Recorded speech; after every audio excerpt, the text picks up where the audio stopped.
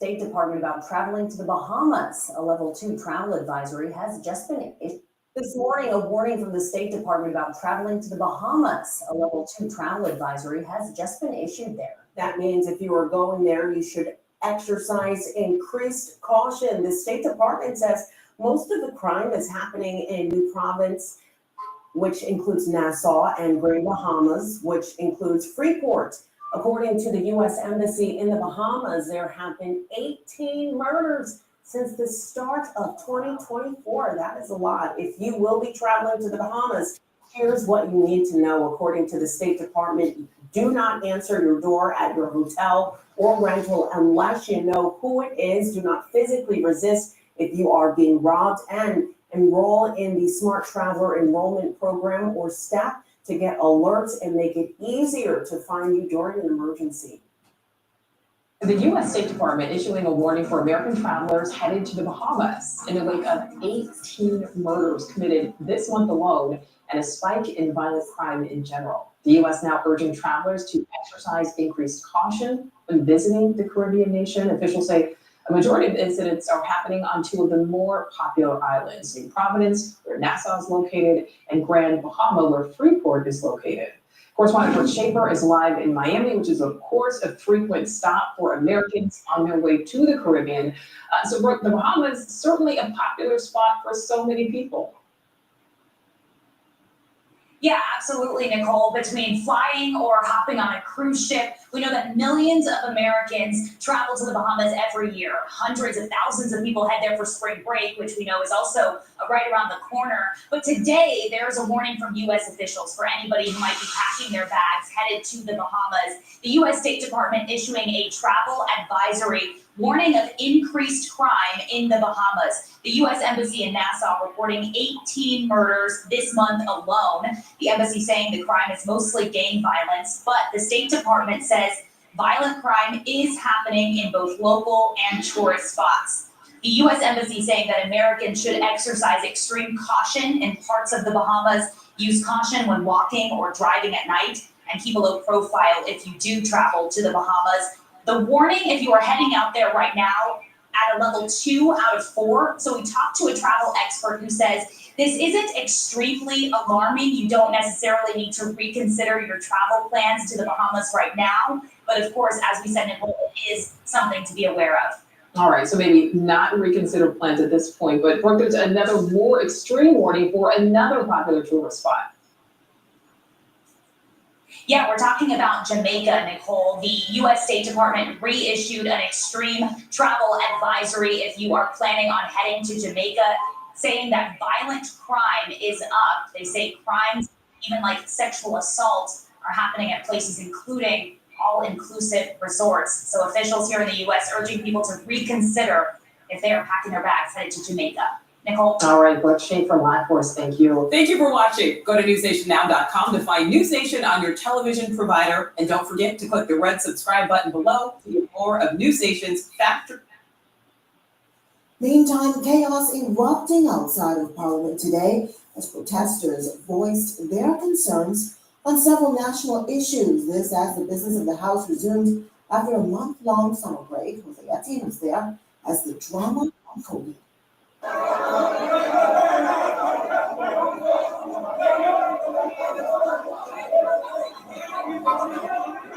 Tempers flaring as hundreds of aggrieved residents stormed their way to Parliament Square this morning to protest against a number of legislative issues which they sought to bring to government officials' attention as they entered Parliament for its early session. Leading the way in the protest was political activist Bain, who blocked the entrance to Parliament as he addressed the crowd.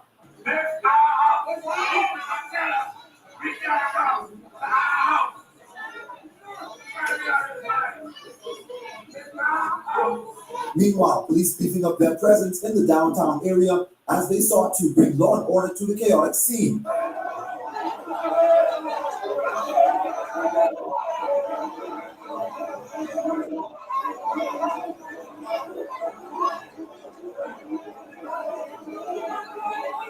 Now, what was the protest all about? The government has decided that they are going to go against two referendums on the Bahamian people. they're going to pass a law that goes against what we told them to do. And we are here to tell them that no means no. Bain is making reference to the citizenship bill, which is currently under review. Public debate surrounding this bill gained traction after Attorney General Ryan Pinder revealed to reporters in August that government will not hold a referendum to decide whether it should equalize access to citizenship, but will rather pass it through legislation. However, that's a position which Bain and hundreds of Bahamians are taking grave exception to. If you want to pass a bill reference to citizenship, come back to the citizens. It is reference to us. It is a citizenship bill, and it is about the citizens. So come back to us and let us decide. Don't talk down to us. Don't tell us that we don't know what is right. Now, Prime Minister Philip Davis did say that the citizenship bill will most likely not be tabled by year's end. However, Bain contends that protests like these will not stop until that bill is permanently off the table. That bill will be torn to shreds and burnt before we allow that to be tabled in our house. And we are going to do, and you can print this in bold, whatever means necessary to make sure that they do not pass a bill that's going to hurt us. Meantime, opposition leader Michael Pintard asserting that coalition of independent leader Lincoln Bain scores of supporters gathered outside the office of the Prime Minister to keep government's feet under fire as it relates to what they consider to be an ongoing immigration crisis in country. They say it's an issue that the Davis administration is seemingly ignoring. They do not want to resolve this immigration issue, and this is proof of it right here.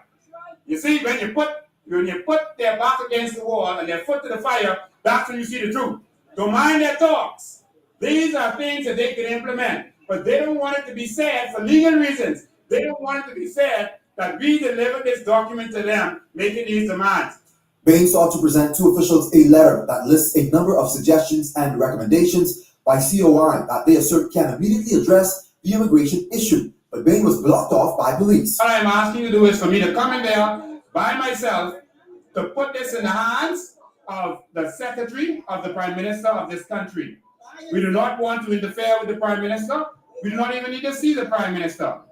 But this is a public place, and are you going to deny my human rights? Say it so the UN can see. You want me to deliver it? I want to deliver this letter. I want my human rights.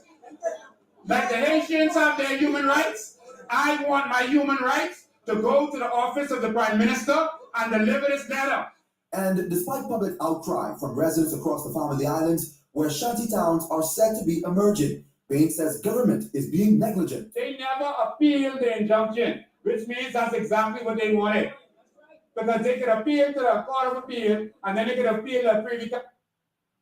Immigration officials are having serious challenges carrying out the new policy, which requires all undocumented persons to leave the country. In one instance, a man believed to be a police officer allegedly hindered immigration officers from carrying out their duties. It was all caught on a video and circulated on social media. Our Janelle Ferguson spoke with officials on the matter today. Since the new immigration policy came into effect on November 1st, senior immigration officials say they've had serious challenges while carrying out their duties. In this video, a man identifies himself as a police officer and accuses immigration officers of abusing suspected illegals. The man is seen arguing with immigration officers over the matter, and it's a situation that officer in charge of enforcement for immigration, Kirkland Neely, says is concerning as civilians and illegals hinder the department's efforts. Now, Officer Neely noted that in recent weeks, a number of his officers were injured while on the job. Fraction of the Indian interference, stuff like that. These illegals now tend to believe they're right. And whatever they do, it's supposed to be right, but they have a little backing and encouragement. But let me kind of want to know to them now. If anything that happens, that's a no-no. But because I'm really pissed about it for the last month, I have had 4 officers went down by injuries from the hands of illegal immigrants. All right? These a few immigrants who are trying to be distraction and making that stuff. I didn't hear anyone came and speak about that. So I'm sick and tired of it. Neely added that Bahamians who support illegals in these acts should be made accountable as well. But in no part of the world, no part of this world on earth, you could have illegals entering officers in execution of their duty and people taking them up and giving them right. And like I said, I'm sick and tired of it. It ain't gonna happen no more.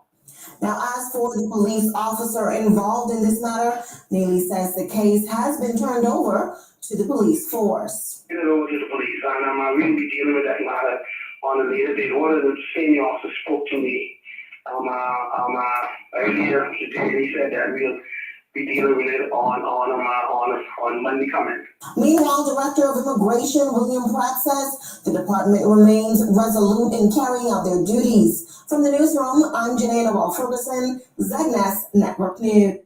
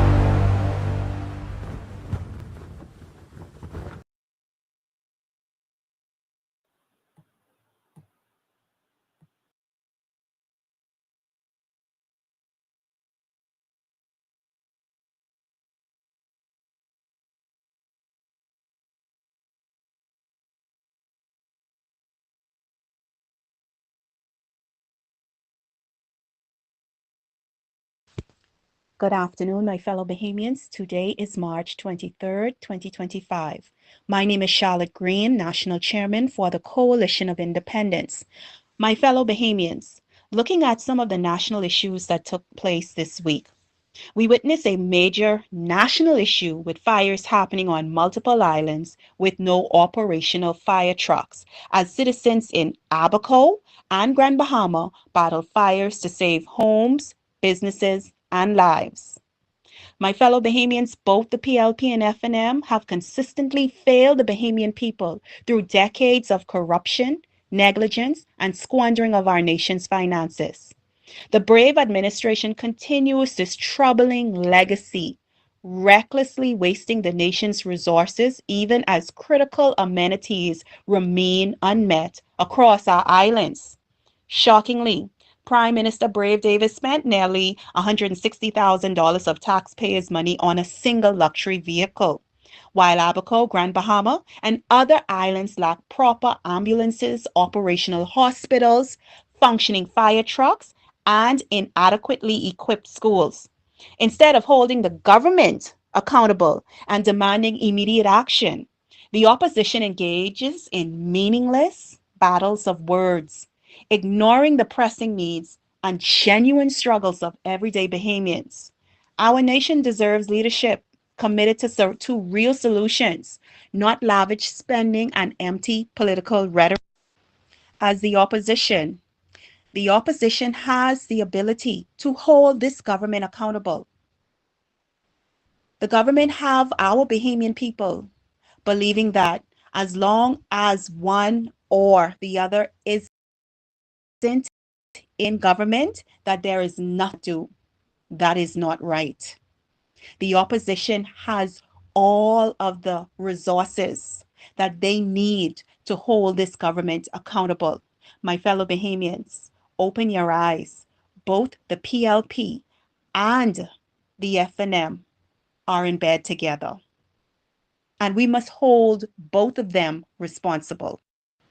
Also, my fellow Bahamians, earlier last week, Vaughn Miller, at your recent address to the University of the Bahamas, you challenged the students, you challenged Bahamians to ask the tough questions of our leaders. So here's ours. Why have you allowed the wholesale degradation and deforestation of our native pine trees? Why has unchecked development continued to destroy vital mangrove ecosystems? Coal mining has operated in the Bahamas for decades. What concrete measures have you implemented to halt illegal extraction and protect our natural resources? Vaughn Miller, it should be at the point that anyone caught selling coal without a valid permit must face swift enforcement actions. This country does not manufacture coals.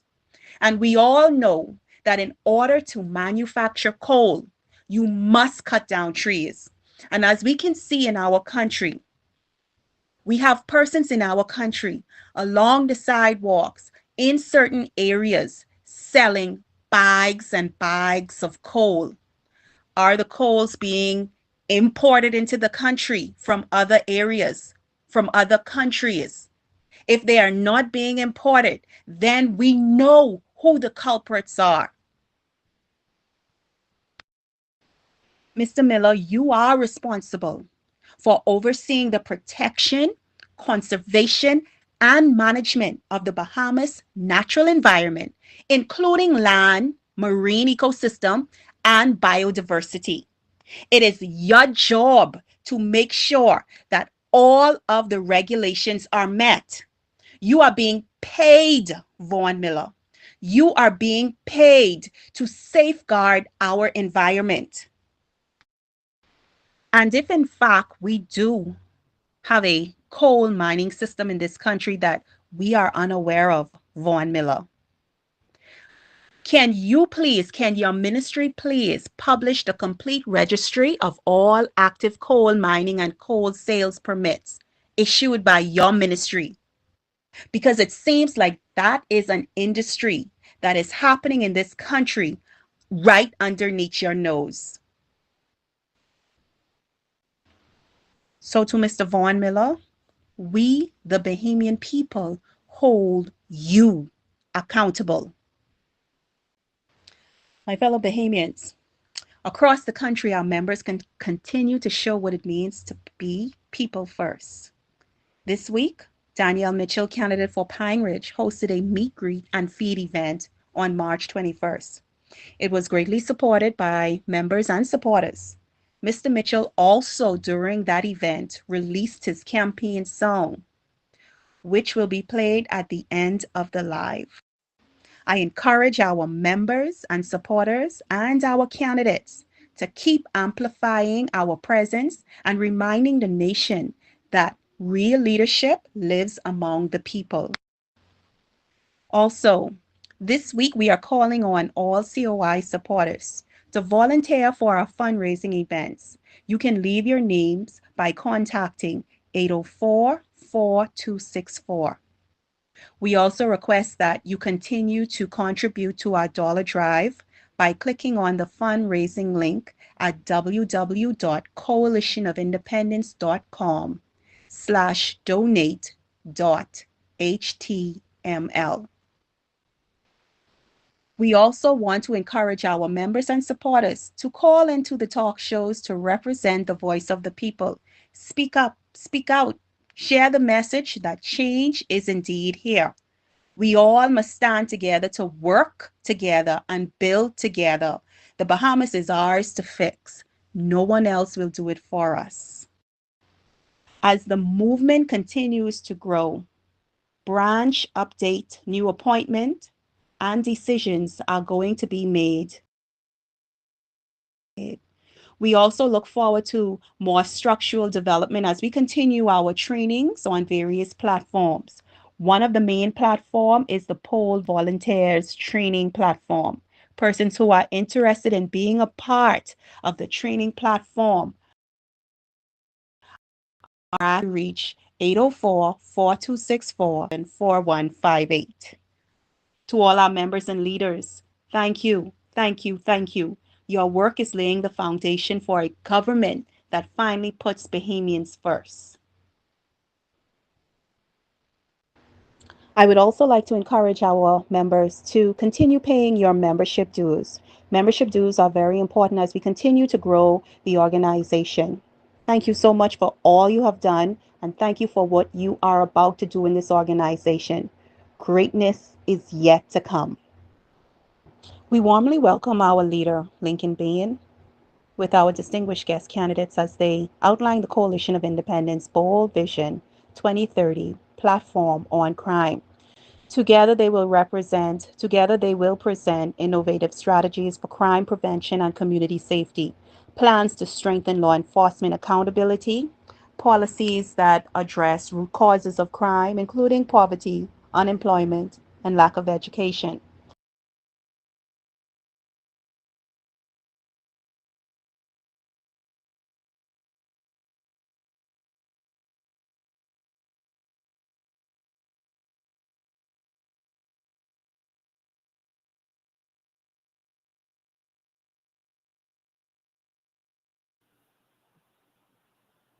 Good afternoon, ladies and gentlemen, and welcome, welcome, welcome. As always, it is always great to spend our Sunday evenings educating you, the Bahamian people, and informing you of what's going on in your nation. Ladies and gentlemen, thank you so much for being here, and thank you for spreading the message. You know what to do when you get on here. That's share, share, share. Use your highlights, use your followers to make sure that the message gets out. They can stop us in the media, but they can't stop us from our media. All right. So, ladies and gentlemen, this, of course, is a bold move to make sure that the Bahamian people are always informed and know what's going on in this here Bahamas. So thank you so much for being a part of this. And of course, ladies and gentlemen, tomorrow, of course, at our Carmichael headquarters, we're having our Women's Association election. So we're looking forward to all of those women who want to be a part of that. Make sure you're there. We're gonna re-elect. We're going to elect our women. This is our second election for our women's branch. So we want all of you women to be out there and be strong. You know, the nation is in good hands when the women start to step up. That's when you know the change is about to happen. When the women are fed up, because somehow the men are afraid, they're scary, they don't want to lose their job, etc. But history has always shown that when the women stand up, that's when you're about to see change. All right. And so that has always been history, but now it's time for change again. So now you're going to get to see the change. So that's at our Michael headquarters tomorrow. I think that's at 7 o'clock. We make sure, yes, at 7 p.m. That's the 26th at 7 p.m. At our Michael headquarters. So make sure you're there. And be a part of what we're doing. All right. So God bless you and thank you so much for your vigilance. We're going to have an interesting one today. So stay and hang out with us. We're going to be talking about a few things. We're going to be talking about we're going to start out talking about crime. I got some special guests with me. I'm going to introduce them. They don't need much introduction, but I'm going to introduce them, let them say something to their constituents, and then we'll get started as we always do. We're going to be talking today about crime. That's the first thing we're going to be talking about. Then we're going to talk about immigration. I'll be presenting immigration, our plan for immigration. And then we're going to be talking about land. All right. So we're going to be talking about all of these things today briefly. And I'm going to hear from you in terms of what it is that you want to see. All right. So, ladies and gentlemen, I am going to start by introducing these persons who I respect and love very much, who has been standing up for the Bahamian people. And I respect that, sacrificing themselves, their safety, their health, and everything else to stand up for the Bahamian people. And so, ladies and gentlemen, the first person I'm going to introduce to you today, well, they're on the screen together because they are actually together. So I'm going to introduce them still one at a time, but you're going to see both of them. So, ladies and gentlemen, I see someone keep trying to log on to our I see all kind of people. That Maria, I hope you didn't accidentally send out this link to get on to this live. I hope you didn't do that. I see people trying to get onto the back end of this link.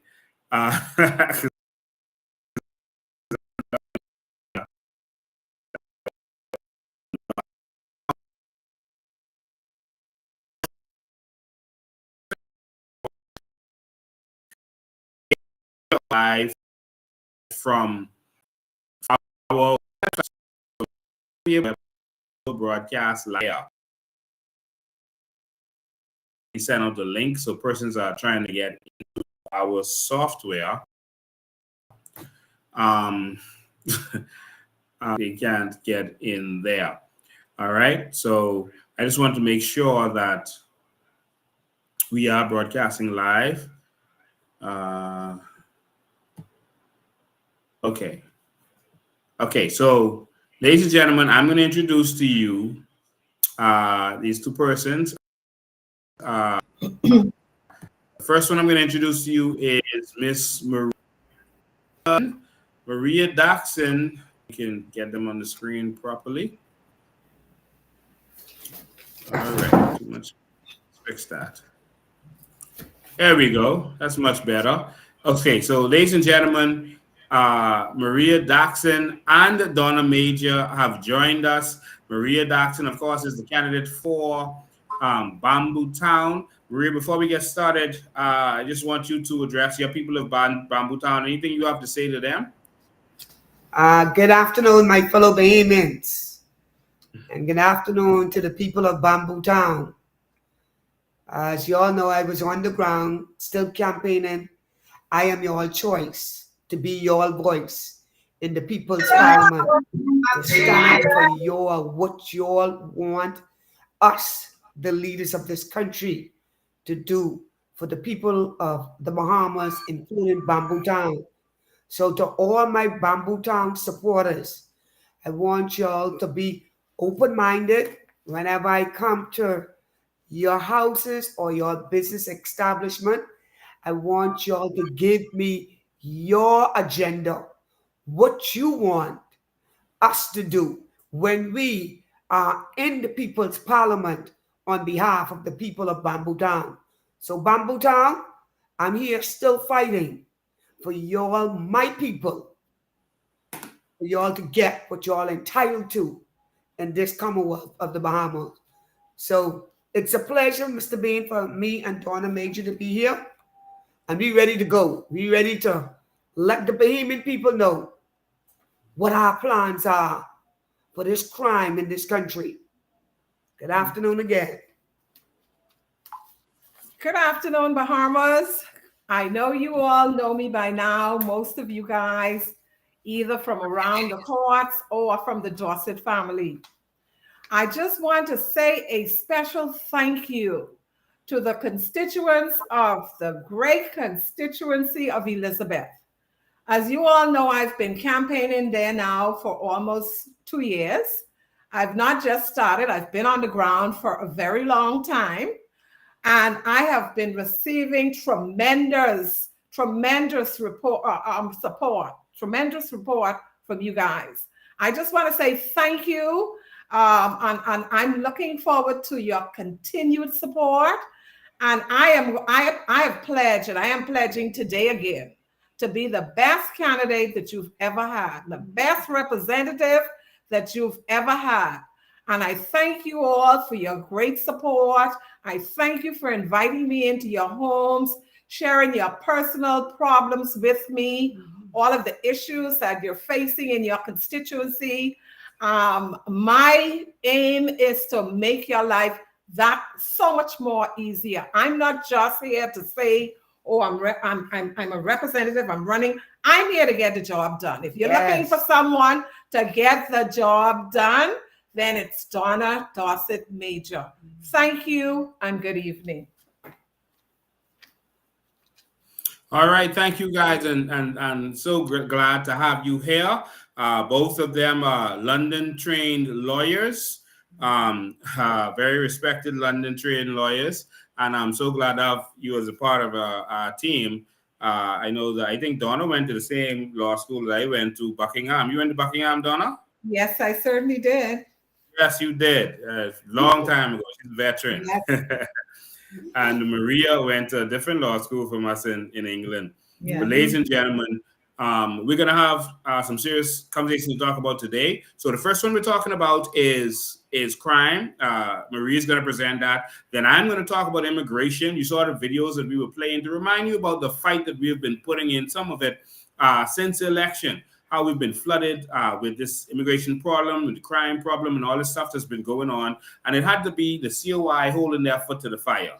The F&M opposition were incompetent, and they were impotent in dealing with this stuff. And they seem to be working with the government at every turn. I mean, every bill the government tried to pass, they voted for, and so it's been disgraceful.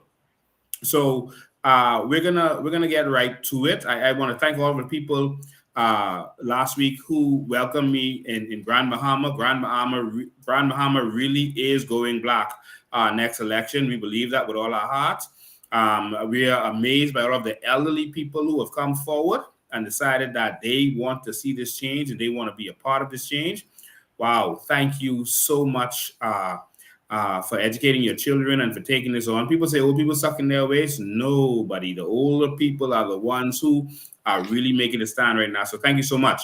So with that said, I'm going to introduce this issue of crime. We're going to play a short video so you understand exactly what we're dealing with. And then we're going to turn it over to Maria Daxon. Ladies and gentlemen, watch this video. The Bahamas, a nation gripped by a crisis of crime. Streets where children should play freely have become battlegrounds. Communities live in fear, dreams shattered by violence. Year after year, we have looked to our leaders for answers only to find empty promises and failed policies. Both administrations have failed us, leaving our people vulnerable and forgotten. But today, we declare, enough is enough. The Coalition of Independence presents the Vision 2030 Crime Plan, a bold and comprehensive strategy forged from lessons of them inspired by a commitment to real change. Our vision brings real solutions, real accountability, and real safety back to our islands. Tonight, we unveil not just a plan, but a promise to restore security, dignity, and peace to every Bahamian community. Together, we will reclaim our Bahamas. Together, we will make our nation safe again.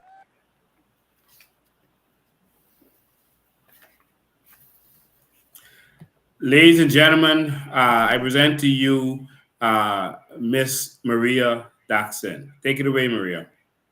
Good afternoon, my fellow Bahamians. Again, we the members of COI, we have the vision for the crime in this country. We must deliver real change. And we have several strategies that we, the members of the COI, decided to do our investigations with other countries, to compare other countries with what's going on in the Commonwealth of the Bahamas. Countries such as United States of America, Canada, England, New Zealand. They are the 4 countries that myself, along with a lot of the youth of this nation, decided to compare what are the root causes of crime, the law enforcement strategies, the border security, the justice system that goes to the heart of these communities. So we decided that we need some real change in this country. And if you had an opportunity to read our Vision 2026 on crime, I am going to highlight some of the plans and the policies that we, COI, had decided that is in the best interest of this country, that we bring in some solutions. And we have these following solutions that these other countries have already implemented: 1, tested; 2, and try it; 3. When you look at number 6 of our plan, we COI members and the team, we will have a technical driven policy in this 21st century. We will be doing things like the FBI, the CIA. We will be doing things like MI5 and MI6 in United Kingdom. One of the biggest plan for COI, we want a nationwide CCTV camera network. What we mean by network, we're going to have everything connected. We're going to have your driver's license connected to our CCTV. We're going to have your car license connected to our CCTV. Every government documentation when it comes to identification, we COI, we're going to have this in our technical base where we will be able to monitor what is going on in our country, what are the costs, what are the security risks, what problems do these law enforcement officers have encountered in the past and now. So we are going to be using our ability with these computers, the CCTV cameras, to monitor this crime in this country. The crime is out of control. We need to control how crime happens in this country. Secondly, we're going to be using gun detections.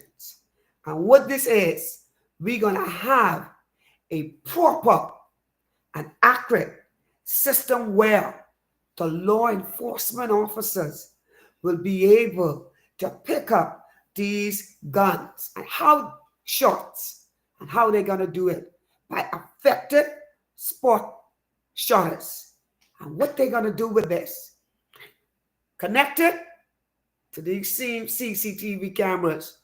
So when gunshot happen in a particular area, we will be able to zoom in the CCTV camera system straight into that particular area to see who, why, what they were driving, and what type of weapons they were using in this particular area. We are going to do things differently. We are going to use technology to assist with this crime fighting in the Commonwealth of the Bahamas. And I told my leader, I know it's going to be a lot of money for this, but we have to do it to protect our citizens in this Commonwealth of the Bahamas. Not only that, the tourists, because we are still a tourist destination. We are going to be using the drones. Y'all remember the drones? What the F&M purchased for $17 million? And the aerial surveillance. We are going to use every single one of these technology in order for us to deal up with these murders in our country. High-powered weapons.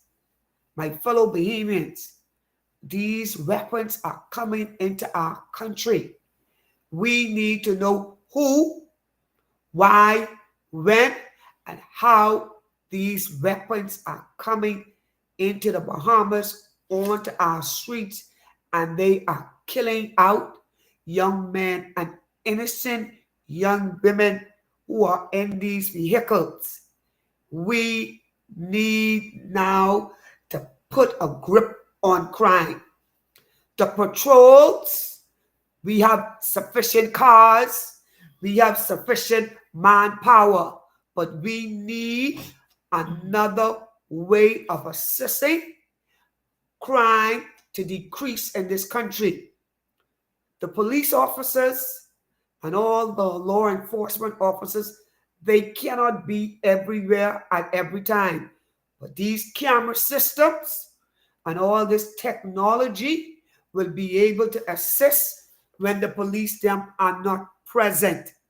We need an effective, when I say effective, we need these camera system here, all of these nationwide network to control our country, and this is going to be manned by professional people.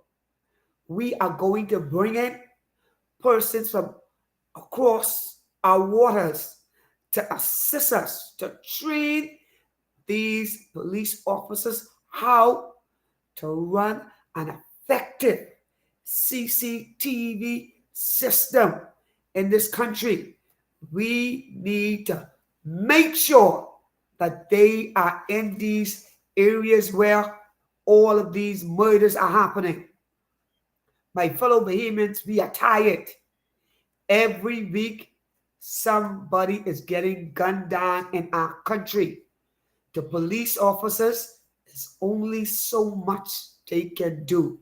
But with this COI plan, we're going to have them in the east, we're going to have them in the west, north, and south. We need some solution to this crime in this country. Another four point that we're going to be dealing with. Big data. We're going to be using the smart software. We're going to be using this to predict the hotspots. We got a lot of hotspots in this country. We are going to be monitoring these hotspots in this country, which we're going to be recognizing with this CCTV camera system, these license plates. We are aware that several of these suspects remove license plate from one car to the next. And what our plans are, when this car go in, we're going to monitor what license plate was used. When this car come out, we need to know where this new license plate come from. Who car was this license plate issued to? We are going to put a system in place where we need law and order in this country. Enough is enough. The police officers need the equipment to effectively mine this country, to put crime under control.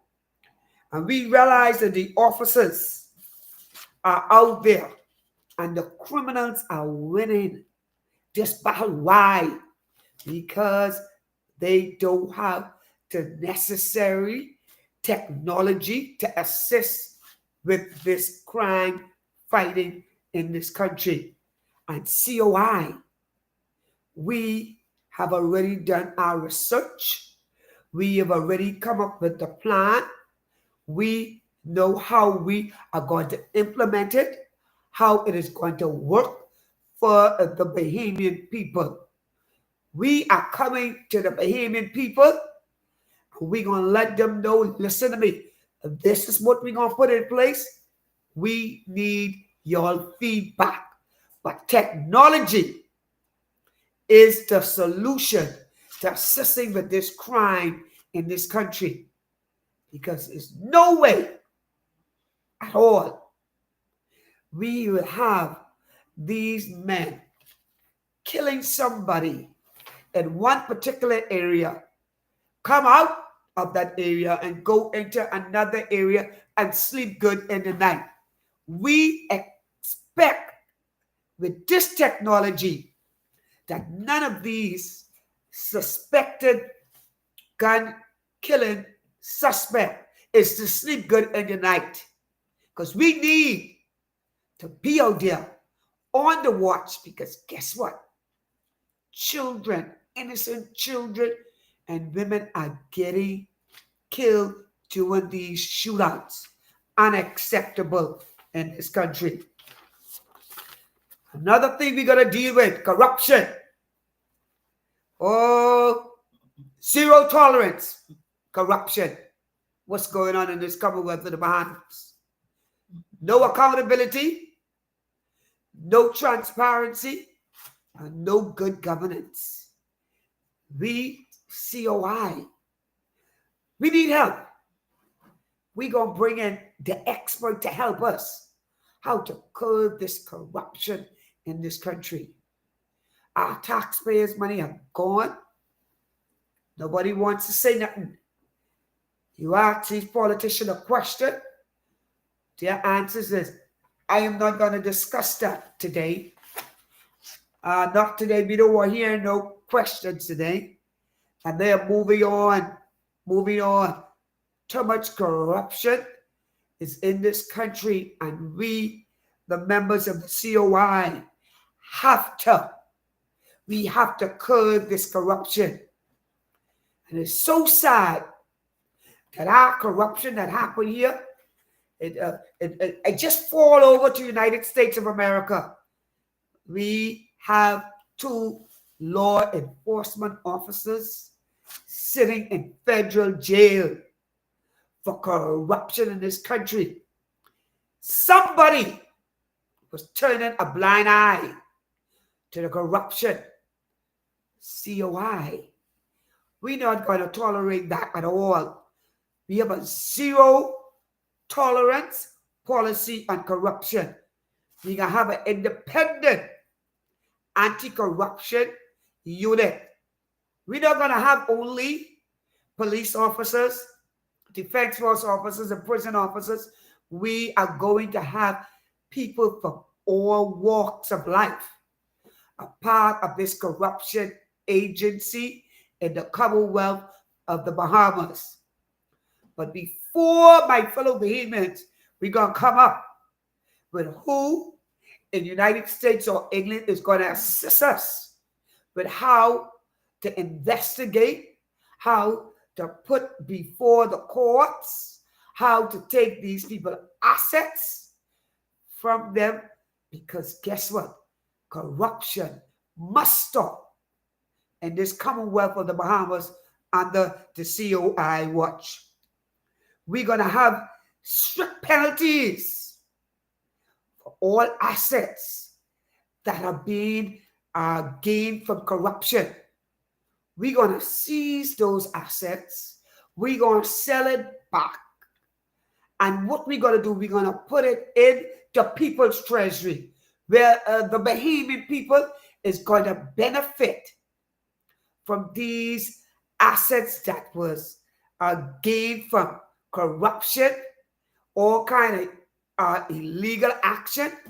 We are looking for a corruption-free country. Tired. Every place we go is corruption here, corruption there, every place. I am so sad to say we get corruption in the church. We get corruption in the police force, the defense force. We get corruption in the magistrate courts. We get corruption in the Supreme Court. We get corruption all over the place. My fellow Bahamians, I don't want the Bahamian people to say, I say this. No, everybody in these organizations is not corrupt. I am calling out the corrupt persons. And also the Attorney General office.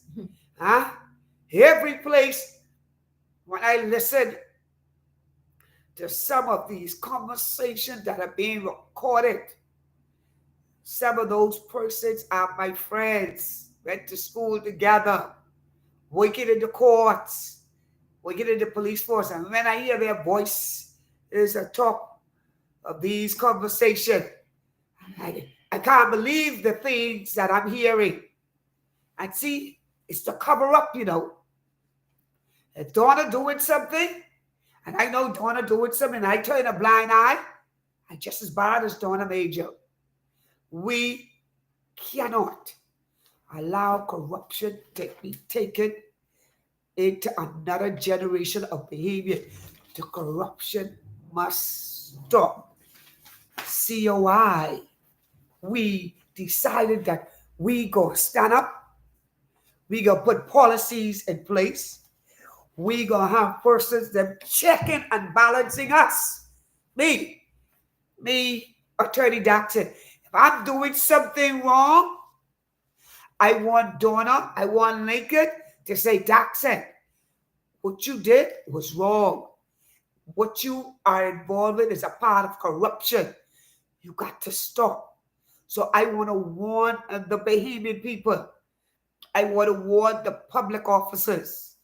Do what's right in the sight of God and in the sight of the Bahamian people.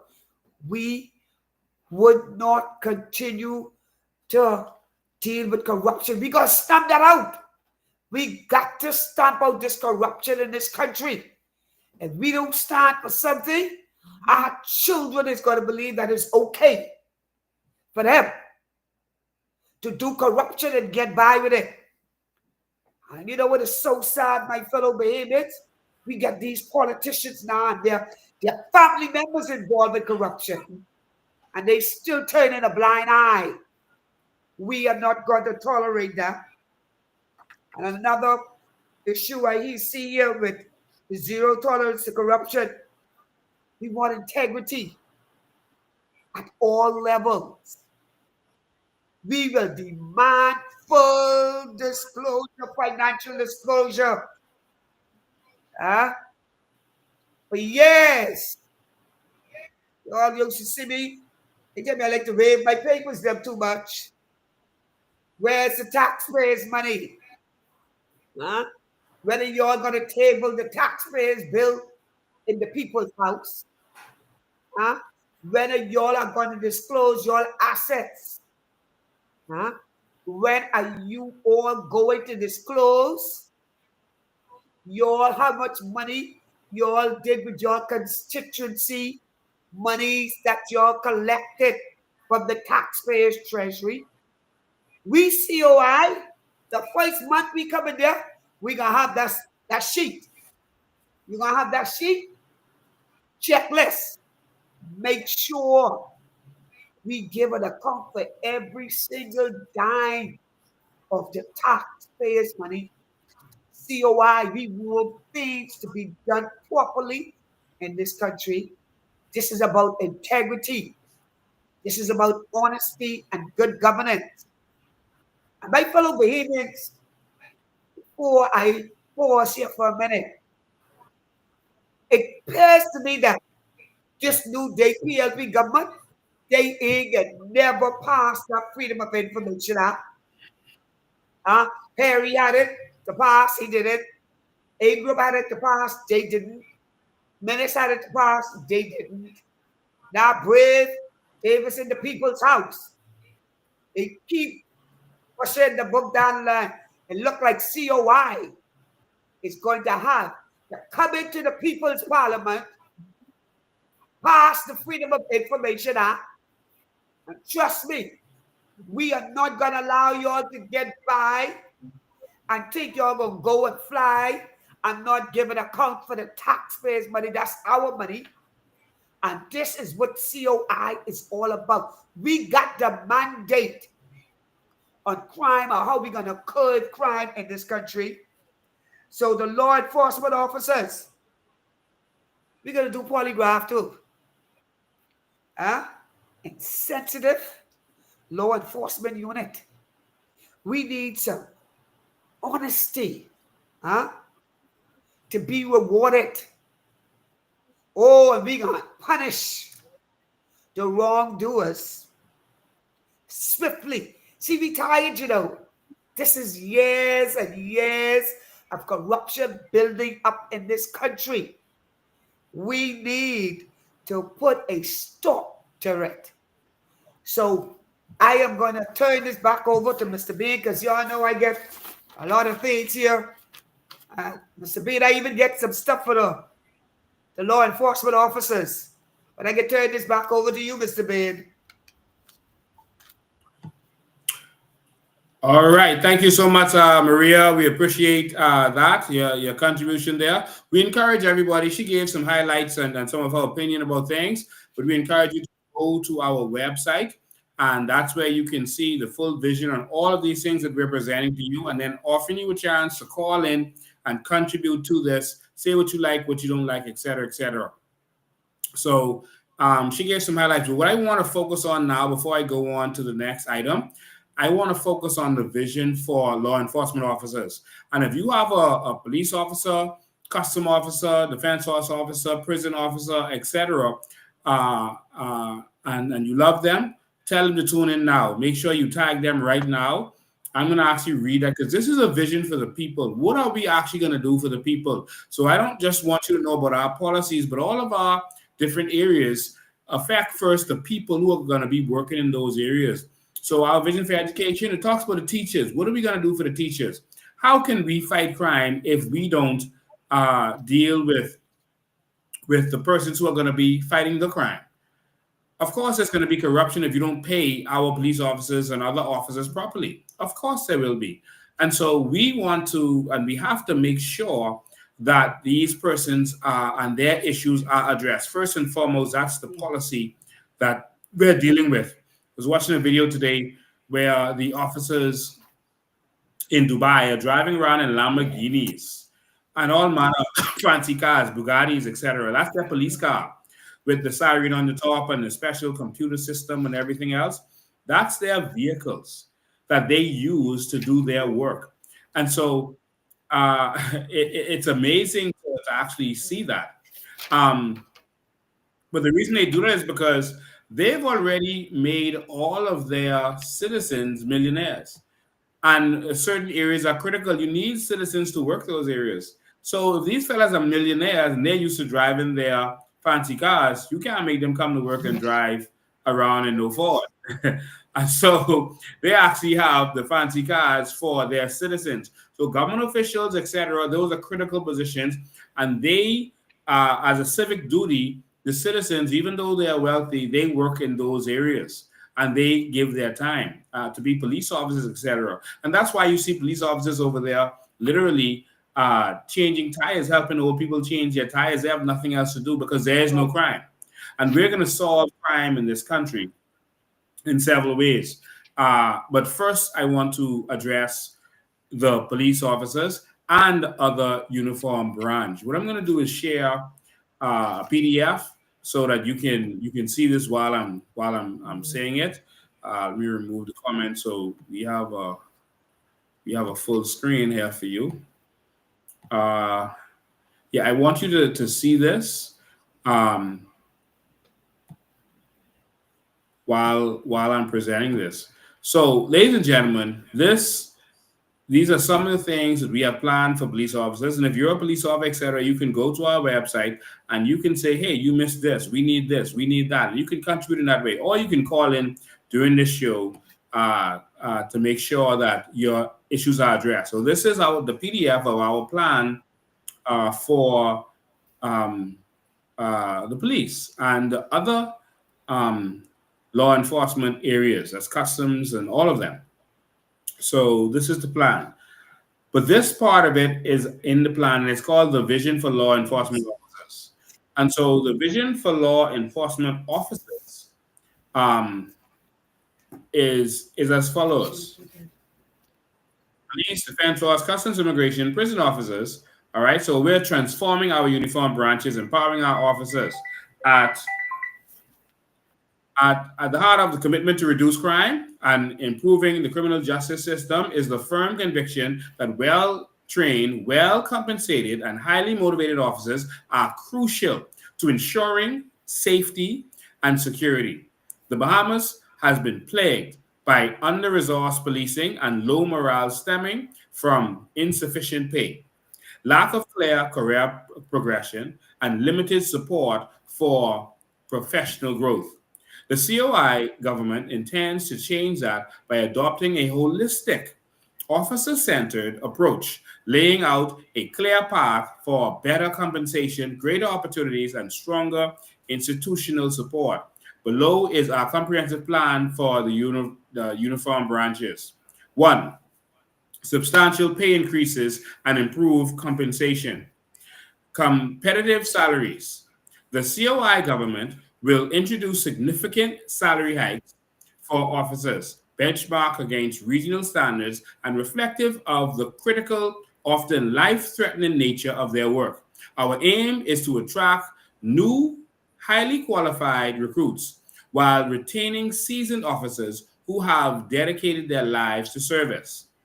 So, in other words, we also want to recruit highly educated persons, very skilled persons from different areas, biologists, chemists, etc., that can work in certain areas, computer scientists, not just someone we train in computers.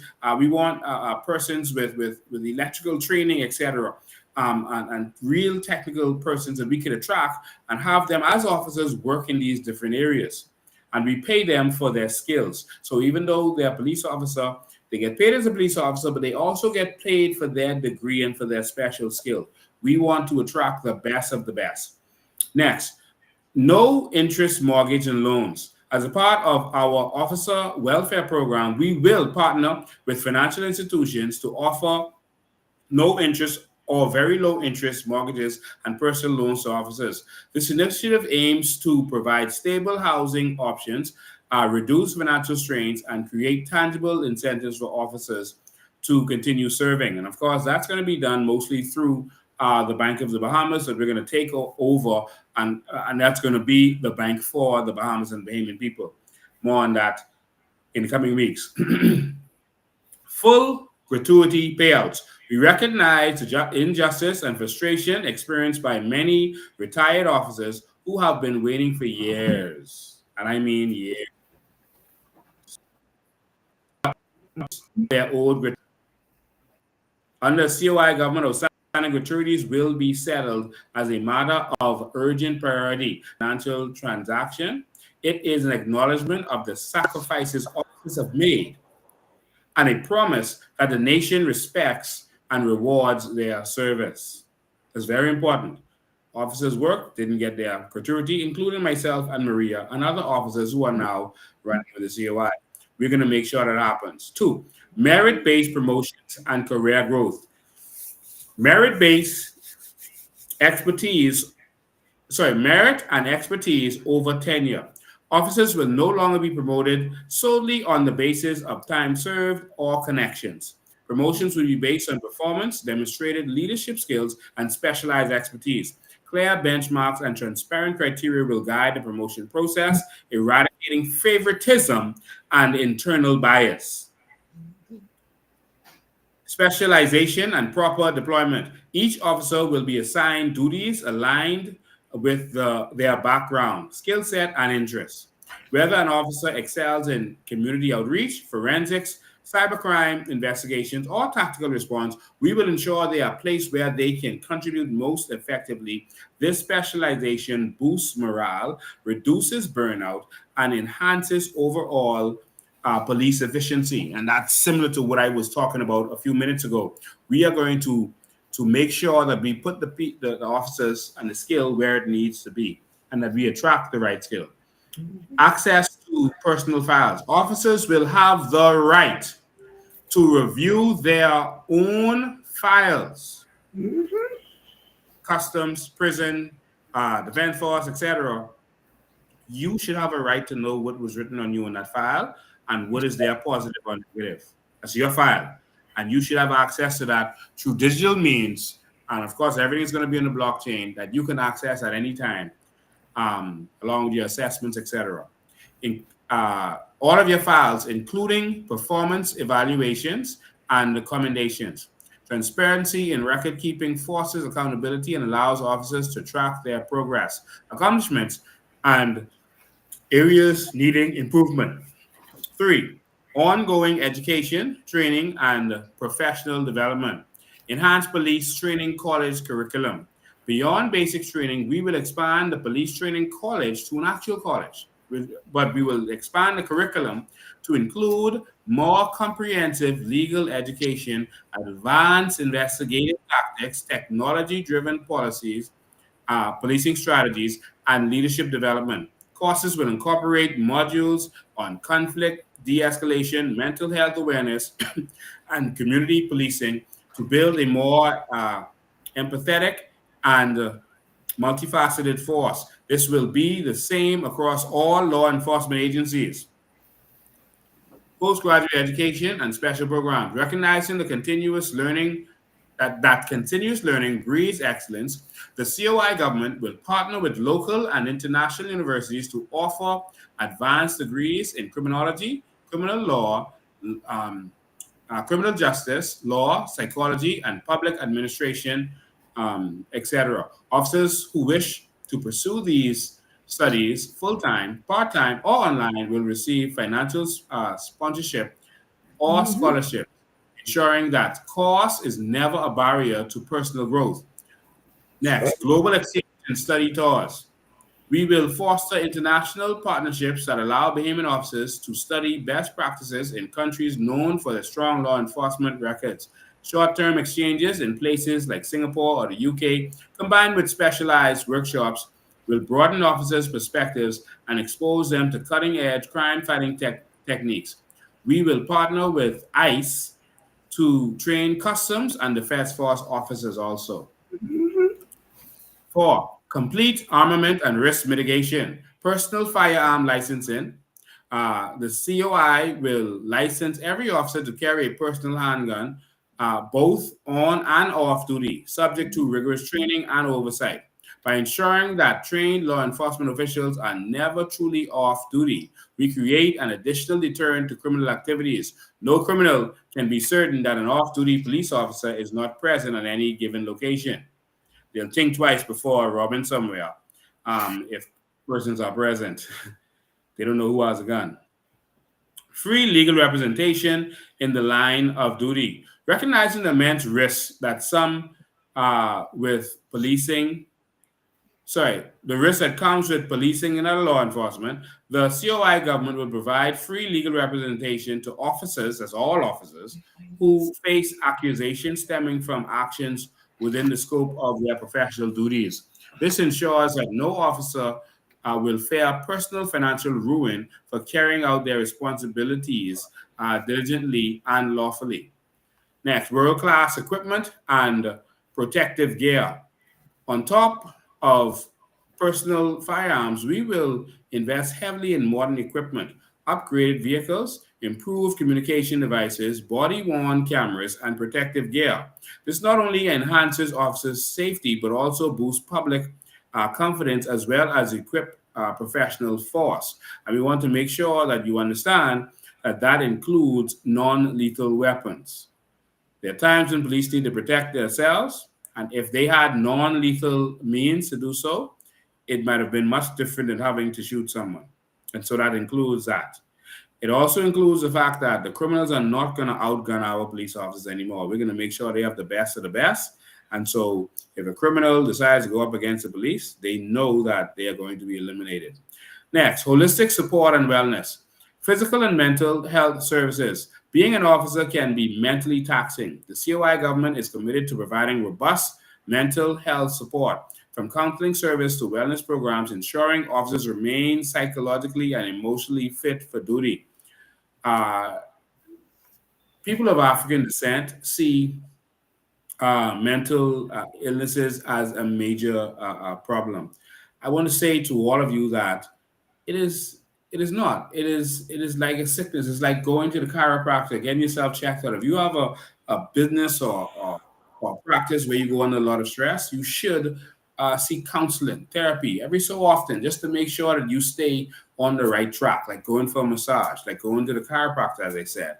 And we're going to make sure that we keep our officers in sound mind, especially those going through a lot of stress. Counseling and family assistance programs. We will extend family-friendly policies and social support services for officers' households, recognizing the ripple effect of stress on family life.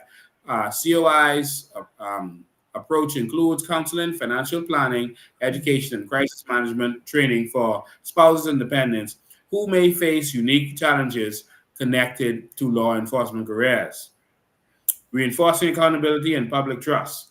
So independent oversight for integrity. We will empower and reward our officers. We also demand the highest standard of integrity. An independent body will investigate any allegations of corruption, abuse of power, or misconduct to maintain the public's trust in the force. Officers found to be in breach of the law or ethical guidelines will face appropriate consequences. So we're going to make sure that the public can trust the police force by putting an independent body to deal with that. A fair, non-political, independent body to deal with those serious complaints. Engaging communities. We will expand community policing initiatives that encourage active dialogue between law enforcement and residents. Monthly town halls, youth programs, and neighborhood walkabouts, etc., etc. I won't read all of it. Improved working conditions and accountability. Along with better pay, the COI will improve the working conditions for officers. These include proper health insurance until free healthcare is implemented, of course. Access to mental health support, given the trauma many officers endure, and reasonable shift schedules to avoid burnout. Stations, when I joined the police force, we passed out in 1996. I was there from 1995. But we passed out in 1996. We were on 12 hours. I think for the first year or year and a half, they had us all police on 12-hour shifts, staying to time. That was so utterly ridiculous. There was no vision. And that was inhumane. And Maria and others, I think it was Dwight, I remember not being out. Smith? Yes. Yes, fought for officers to be able to get their overtime or compensate hours that they worked because it was really inhumane and officers were burnt out. They didn't have more cars, so having more police officers didn't help. So officers were just piled up at the station because it was really to do anything. So it was a ridiculous policy. All right, so burnout. Station facilities will be upgraded. No officer should be working in dilapidated, unsafe conditions that include mold and these conditions. Maria received asthma as a police officer working in those buildings, and now she's suffering for it. Likewise, immigration, customs, and prison officers should not have to work in poor working conditions. At the same time, increased pay and benefits will come with higher expectations of integrity and performance. COI will implement stronger internal accountability and independent police complaints and anti-corruption unit, and a powerful internal affairs department will be established to swiftly investigate any misconduct. Officers who tarnish the badge through brutality or collusion with criminals will be identified and removed. We owe it to the many honest officers to not let a few bad apples drag down the force's reputation. Body-worn cameras and vehicle dash cameras will be fully deployed, as has begun in Grand Bahama, to both protect officers from false allegations and ensure professional conduct. To sum this up, this pillar of the plan treats officers as the assets they are, investing them so they can invest in public safety while holding them to the highest standards of integrity. Conclusion, by prioritizing competitive pay, expanding the training and development, armed forces with modern tools, the safeguard them with legal protections, the COI government aims to revolutionize the police and defense force and customs, immigration, prison officers. Our mission is not just about reducing crime statistics. In the short term, it's about transforming law enforcement into a respected, well-supported institution that serves as the bedrock of a safer Bahamas. Through these initiatives, we will boost morale, enhance professionalism, and most importantly, restore the Bahamian public's trust in those who have sworn to protect us.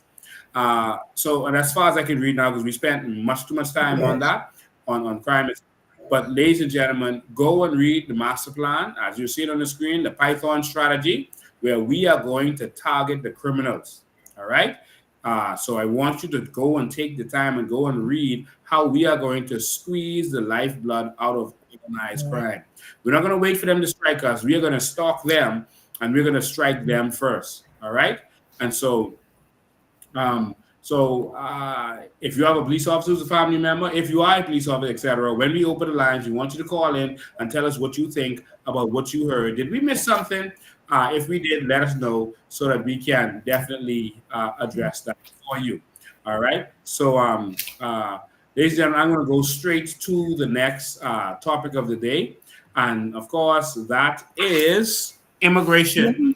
Immigration is one of the shortest of our plans. And then last, we're going to talk about land and land issues that we've been having. I'm going to go straight into immigration. So I won't play the introduction or anything because we went over time a little bit. I'm just going to get to it. So, ladies and gentlemen, immigration is surprisingly probably the shortest of our plans. That's because immigration just is straightforward. Crime is actually also straightforward. It's really corruption where it is the problem. But immigration is straightforward. And so just a few highlights of the things that we're going to do as it relates to immigration is very simple. All right. So we're gonna declare national sovereignty. We're gonna call a state of emergency, and we're gonna have amnesty period. And what does that mean? We're gonna have a period of amnesty, which means you turn yourself in. Don't let us have to come for you. And if you turn yourself in, all right, then some things are gonna happen. Before I do that, I just want to give a definition for you of an organic Bahamian. An organic Bahamian is a person who was born inside or outside of the Bahamas, one of whose parents is a Bahamian. That's an organic Bahamian. For people who are asking that question or wondering, that doesn't mean that other persons are not Bahamian, but I'm telling you what an organic Bahamian is. Okay? And so other persons who were naturalized in this country the proper way, they are Bahamians. All right. But if we have to define who we are. And so if one of your parents are Bahamian, we consider you a Bahamian. All right. So next. So we're going to declare a state of emergency, and you're going to have a period of time to turn yourself in. And if you don't turn yourself in, we're coming for you. And if we have to come for you, then you're going to be charged with a crime. You're going to get a hard time. You're going to get hard time, which means that you're going to have to work for us. In Burkina Faso right now, Ibrahim Traore is having prisoners do farming. They're growing food for the public. They spent lots and lots of money on tractors and other equipment to do farming. And the prisoners are farming. And so now they're providing food cheaply for their people. If you come into this country legally, you are going to farm our food.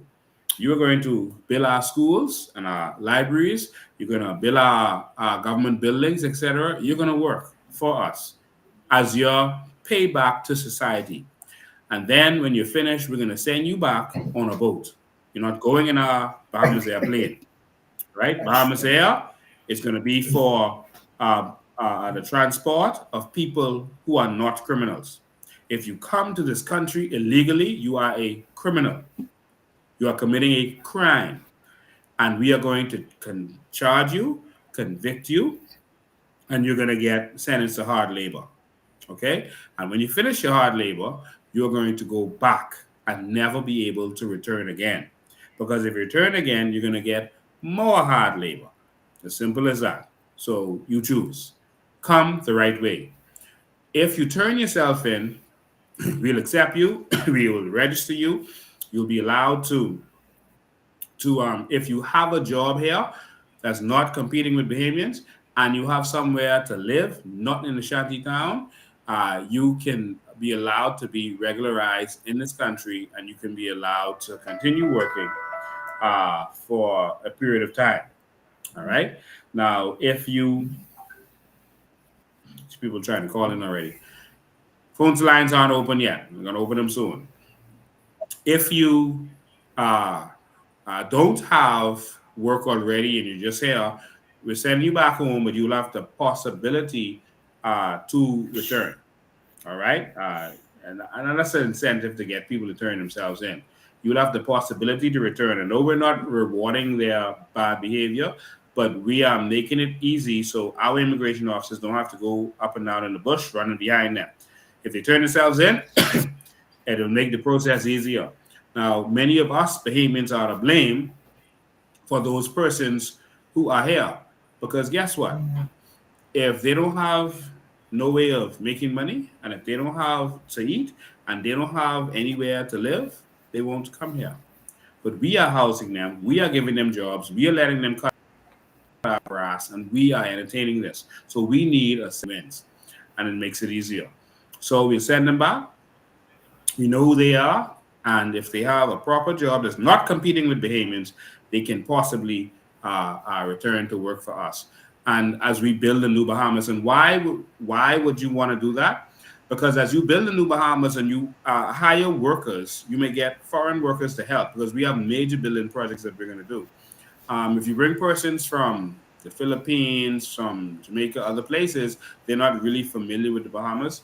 But some of these people will be more familiar. So we're not encouraging them, and we're not going to allow them to compete with our Bahamian men and women. But if there's an opening, then they can squeeze in that opening, because we want foreigners to come to our country and work. But we want you to come the right way, and we don't want you taking anything from any Bahamian, ever. Yes. All right? Yes. All right. So next, we're going to secure our borders. Sorry, my daughter's calling me while I live. Next, we're gonna secure our borders with a seawall that I've been talking about. We're gonna put up that seawall, which is gonna use advanced technology and interdiction procedures and asset management. We can protect our borders. They gotta come past before they get here. All right, they're letting them come by. That's right. And so we're gonna make sure that with radar, with drones, etc., we can stop them from coming in. All right, and we're gonna have the proper ships. We're gonna have the fast boats, and then the big ship to go and collect them, pile them up, and we're gonna have a situation where they don't even come on our land. We carry them straight back to where they come from. All right, if you catch them out to sea, but if you catch them on land, you're coming to do hard labor. All right, so they should be glad to catch them out to sea. But we're going to change the law so that if they catch them out to sea, you carry them right back where they come from. If it's a good boat, we take it. If it's not, we sink it. All right? We'll have reefs for the fish. And so we'll take their boat and we will auction it off to Bahamians, to Bahamians only, so that they can now have another boat to use for fishing or wherever. All right? So next, we're going to have reforms to our legal policy, zero tolerance policy, which should always be a crackdown on corruption. We're going to have a commission of inquiry to show everything that has been happening. We're going to release all the files in immigration, who did what, who was a part of the corruption. We are going to release everything to the Bahamian people so that you know what's going on. We are going to have an end to naturalization. So moving forward, once we get in, no one will be naturalized in this nation again. You can forget about that. If you are not a Bahamian at birth, meaning qualified to be a Bahamian when you are born, you will not qualify to be a Bahamian. You can try to do deed poll as much as you want. Nothing will qualify you as a Bahamian if you were not a Bahamian at birth. All right? And so that's just the way it is. And that's the way it will be. Other countries do the same thing. All right? So those who were in before, because the law can't be retroactive, you're in. All right? Once you're in the right way. Yeah. Some kind of fraud, different story. But moving forward, there will be no more naturalization. There'll be no putting your name in the papers and all that kind of stuff. You can become a resident, you can have work permit, etc., but you will never be a citizen. We will never put ourselves in a position where we can be outnumbered. We have a fragile situation. We have a country that people want to come to. Only have 200,000 adults to defend this country, and our neighbors, all of them, have millions of people. Millions of people. And so we can't put ourselves in a position where we can be outnumbered and outvoted, because why? Majority rule. Okay? All right. So the crackdown on corruption is going to be major. We're going to treat corruption like a capital offense because we have to defend this nation. All right, there's going to be strict enforcement, and we're going to have an intelligence agency that's going to be monitoring. They're going to have sting operations to make sure if anyone trying to sell papers, they will be going to jail for a very long time. They will not see the light of day, because that is our sovereignty, and we have to make sure we protect that. All right. We're also going to have the community involvement. One of the things that the Dominican Republic did to help get those illegals out of their country was they deputized citizens. And that's what we're going to do too. We're going to pay you as Bahamian citizens to help us track down these illegal immigrants. We're going to offer rewards to do so. But we're also going to be strict on anyone who hires them. You will lose your business license. You will have heavy fines to pay. And if you house them, you may lose your house.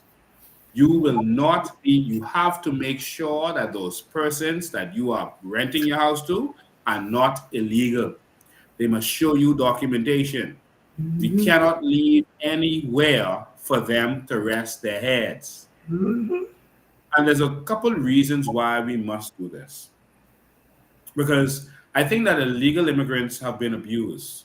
They've been treated almost like slave labor for a long time, although things are shifting now to where they have the advantage. But they have been abused, they've been used, the government has made money selling them papers. They've been used for cheap and slave labor for a very long time, although that is now changing, because they now started to develop the skills, because the Bahamians hired them and gave them experience and skills while neglecting our young men. And so now they have the skills, and now you have to hire them. So now their prices have gone up.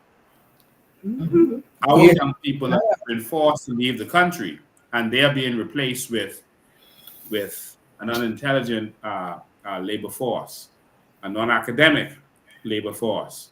And the academia of our country is moving out and building other countries. We got to stop that. And so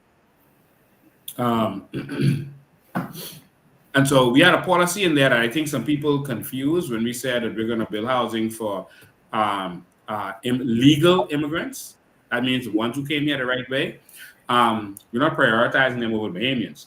Bahamians are going to get their land. They're going to get grants to do their housing, etc. It's not a situation like our homes. See, they did another 15 homes in Charles Sanders Highway, but that's our homes again. Right before your eyes, and we can talk about this when we talk about land, they are selling you out. Our homes is doing everything, and that's going to the FNM and the PLP. Anyway, we're going to make sure you have proper housing, you have your land and your dignity. But for the legal immigrants, our Sovereign Wealth Fund, because for the legal immigrants, the Sovereign Wealth Fund is going to build housing projects, that's apartment kind of projects, multi-level, where these immigrants can live. They're going to pay a rent. The rent is going to come directly out of their salary, and that is going to go to our Sovereign Wealth Fund. The money that goes to our Sovereign Wealth Fund is going to be traded on the markets, and that money is going to go to you.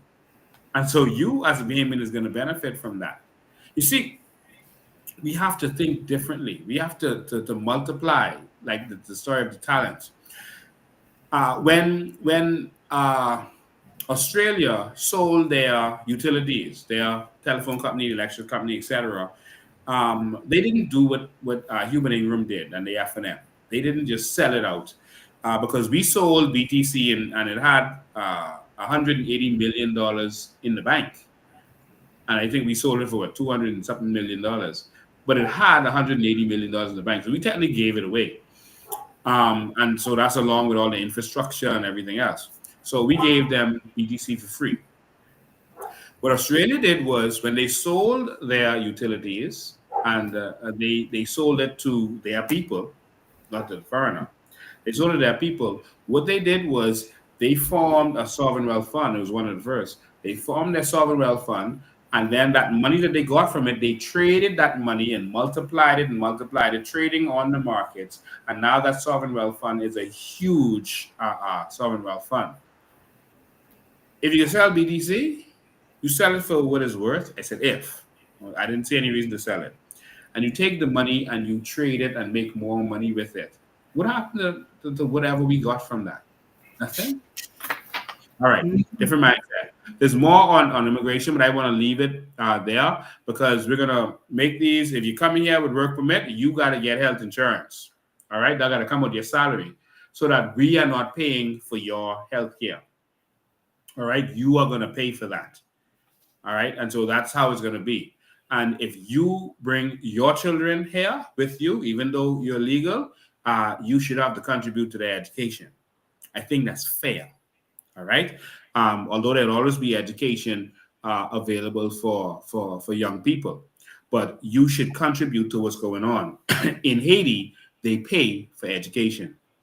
Education is not free in Haiti.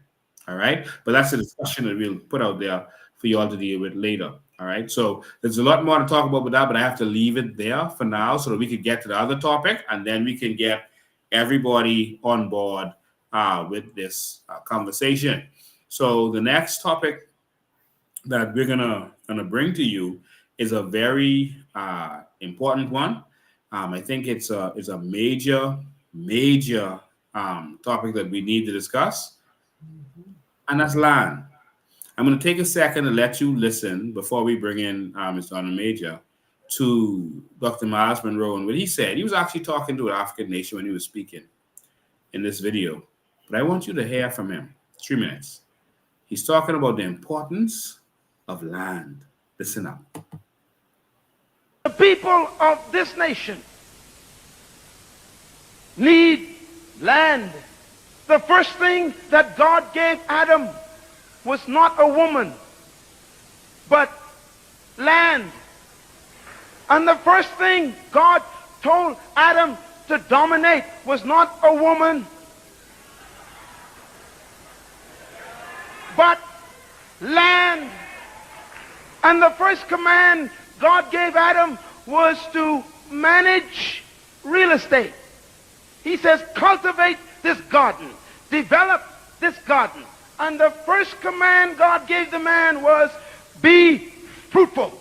He did not say, be seedful. Why? Because God already provided the seed. What did Adam lose? When Adam mismanaged that property and gave it over to an unemployed cherub, when he committed treason before God and he disappointed God, what did God do? The first thing God did was kick him out of the real estate. And then to show you how important land is to God, the Bible says, and then God put a cherubim with a sword to protect the property from the man. If this nation is going to be rebuilt, and if you're going to restore the dream and the aspirations of the graveyard of the people that are buried all over this country, 1.6 million people who have not been allowed to dream and pursue their dream, if you're going to see those dreams come to pass, then my first advice is you must reclaim land. I want to challenge the government of this great country to seek out legislation, ask God for wisdom to develop policy so that there will be a balance brought back to the nation and fairness and justice in regards to land. A nation is not just people. Read your Bible. God told Moses, these people are slaves, Moses, but I'm going to create a nation out of them. Now, when God creates nation, it works. So you got to follow his pattern. The first thing he says is, I will make you a nation. Then the second thing he says is, there's a land. There's no nation without land. No matter how much freedom you give me, I need land. No matter what rights you give me, I need land. Don't give me policies. I need land. I can't develop if I don't have land. I can't manifest if I can't have land. I want to be productive, but I need land. It's unfair for me to control the land that God made for people to be productive in if I don't develop it myself.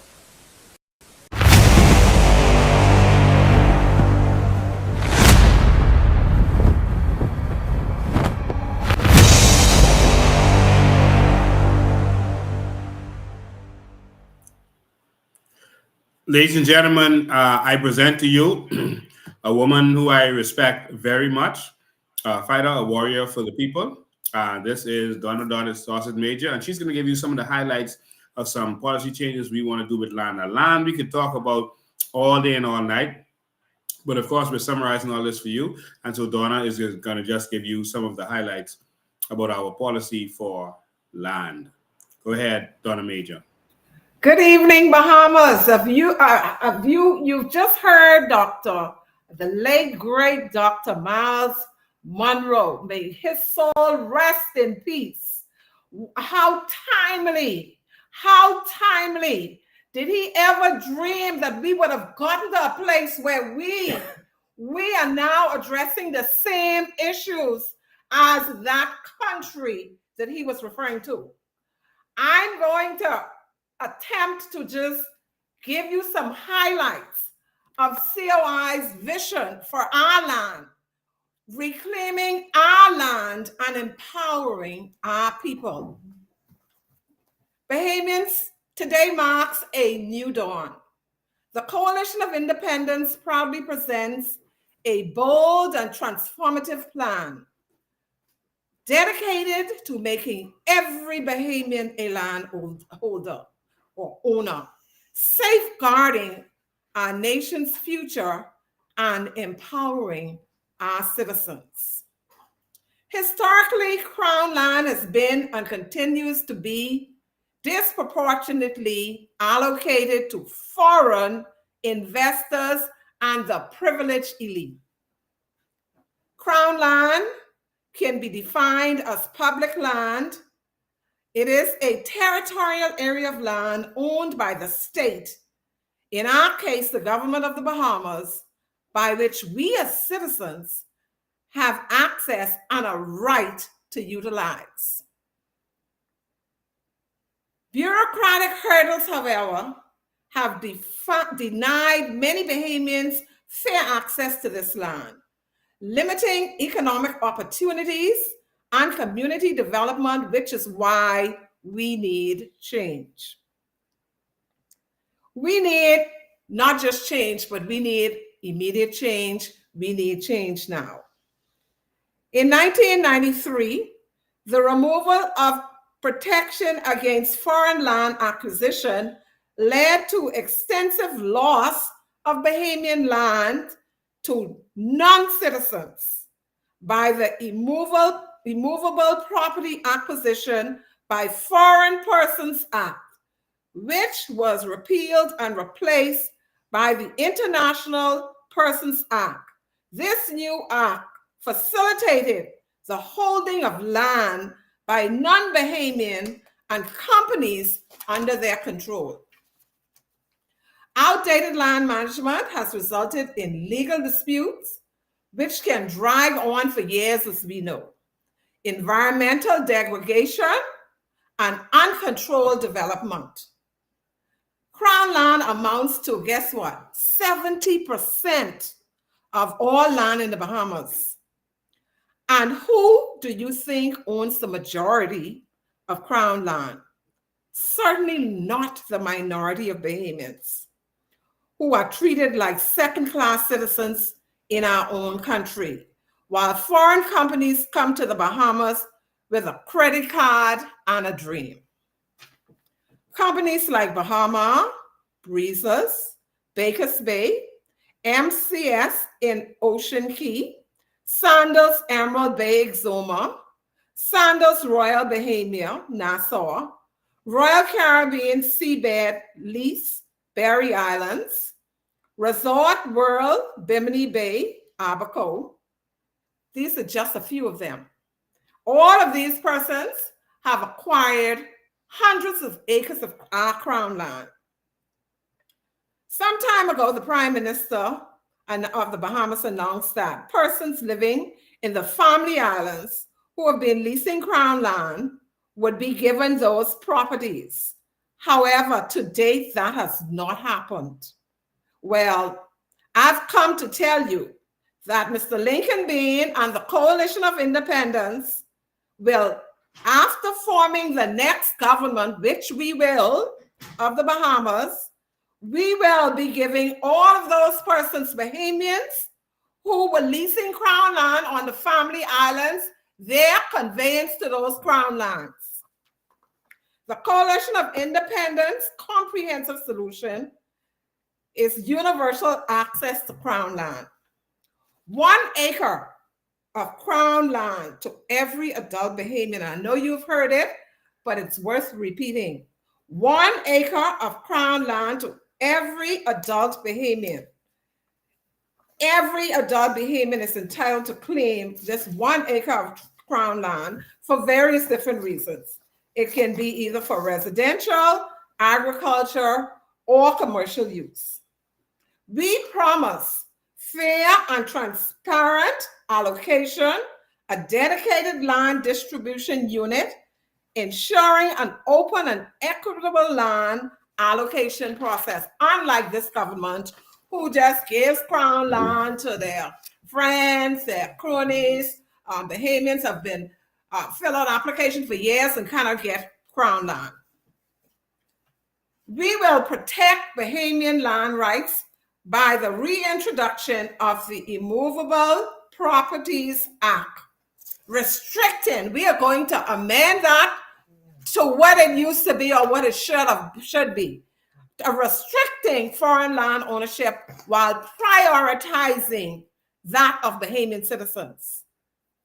The Coalition of Independence government will modernize land administration through blockchain technology.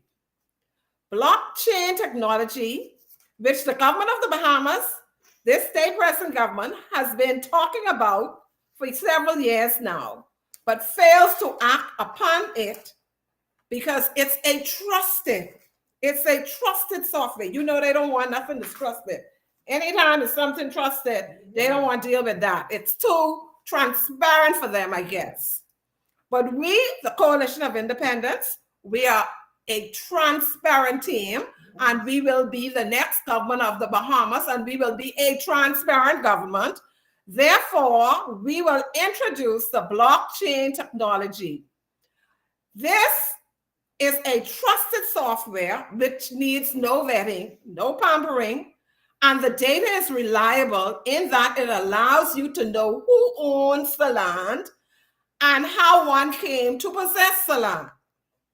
This data through the blockchain technology is transparent, effective, and efficient, and allows the data to be shared publicly. So in other words, you wouldn't have to get a lawyer to do a search to find out what's going on with a property.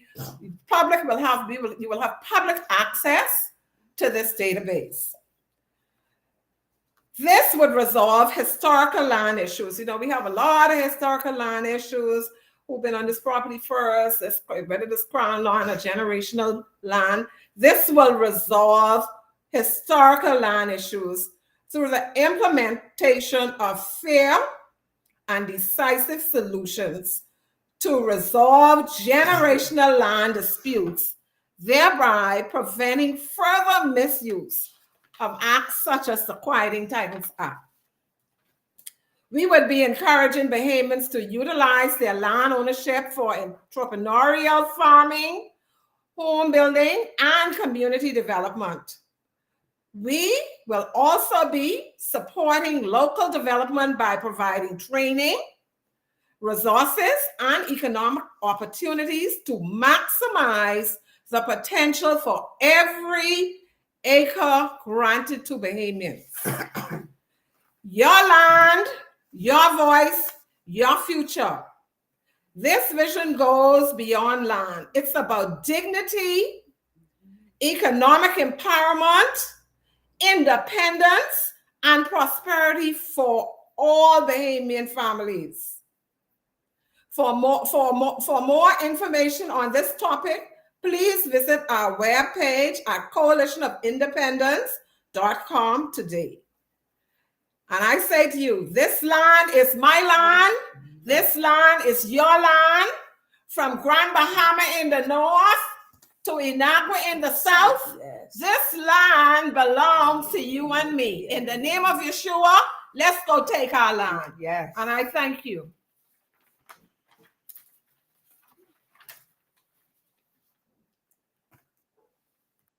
All right, awesome, an awesome job. Excuse me. Awesome job that you did there. We appreciate it. Land is extremely important to any nation, to any nation, and we are the way that you empower your people is through land. And a lot of people don't understand that. They don't understand the importance of that. But the way that you empower your people is through land. The nation is the people and the land. That is what the nation is.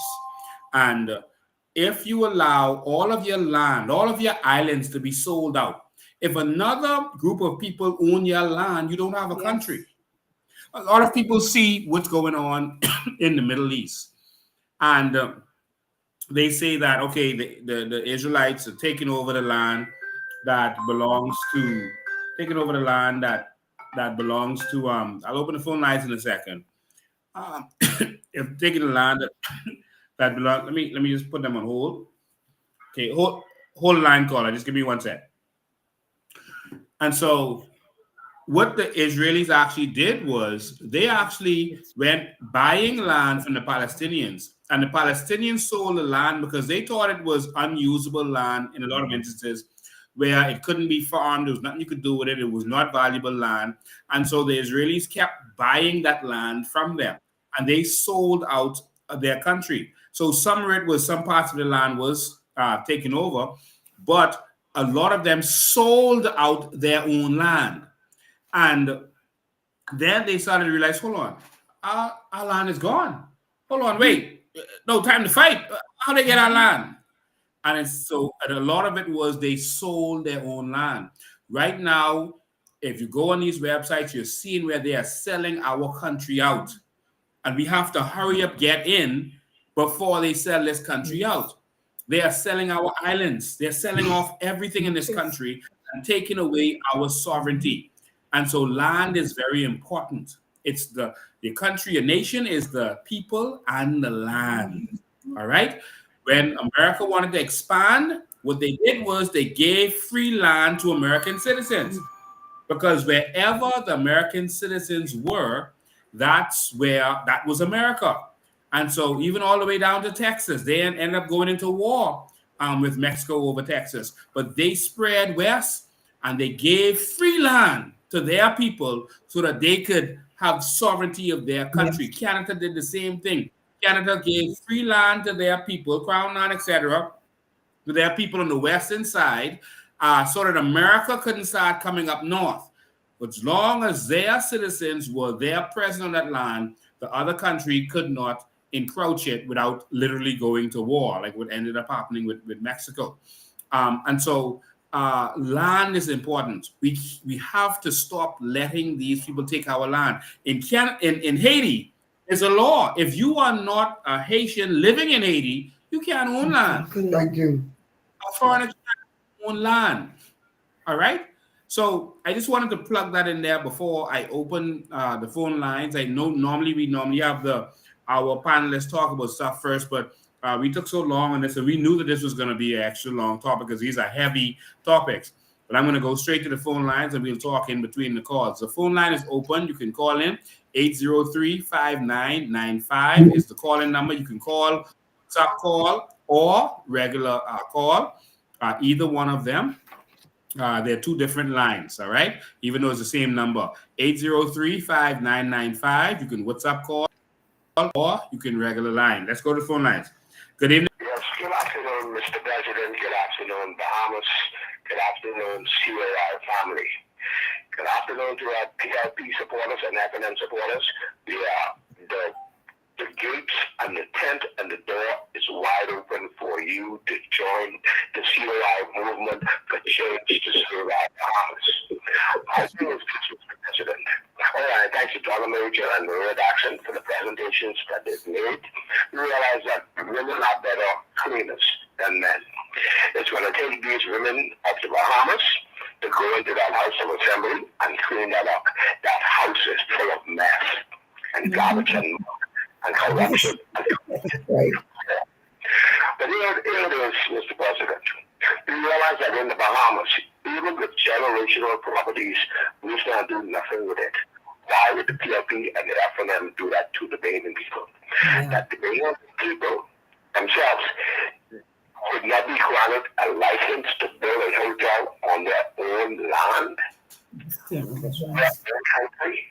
our country is available to foreigners, that the foreigners can come into our country and do anything as they like, and we work for the foreigners. Our country needs every organic Bahamian to stand with the Coalition of Independence to save our land. I just thank you for taking my call, because land is power. Thank you guys for doing such a wonderful work this evening. Thank you, man. I appreciate it. Thank you. Thank you. Thank you. All right. Thank you for your call. I appreciate it, man. Yeah, so you said a mouthful there, but I just want you to know that, like we said, land is extremely important. And we're going to make sure that every Bahamian is empowered using their land, and that we spread out to our family islands, and we create activities in our family island for people to want to move back to. That is extremely important. They are not going to give you land to build no hotel. They're not even giving you land to farm. They wouldn't even give you land that you've been farming for years. They leasing it to you. So didn't they give you land to build a hotel? Thank you. Come on. If you don't give the people land to farm, Jesus, what kind of madness is this? This is where we need change. Let's go back to the phone lines. Good evening, caller. You live. I think we lost you, caller. I think we lost you. And so while we're waiting for you to call in, just want you to know that we're also broadcasting from our website. So right on the homepage, you can actually go there and you can also watch us. So that's another option. So we're all over YouTube, Facebook, Instagram, etc. But we're also broadcasting live from our webpage. So you can also watch on the webpage live if you want to get a different view. Now, you won't be able to comment from there. So if you go to your device, you'll see that right on the home page is also streaming right there on the home page. All right. So perfect. All right. So we talked about a lot of things today. One of them was land. One of them was crime, and also immigration.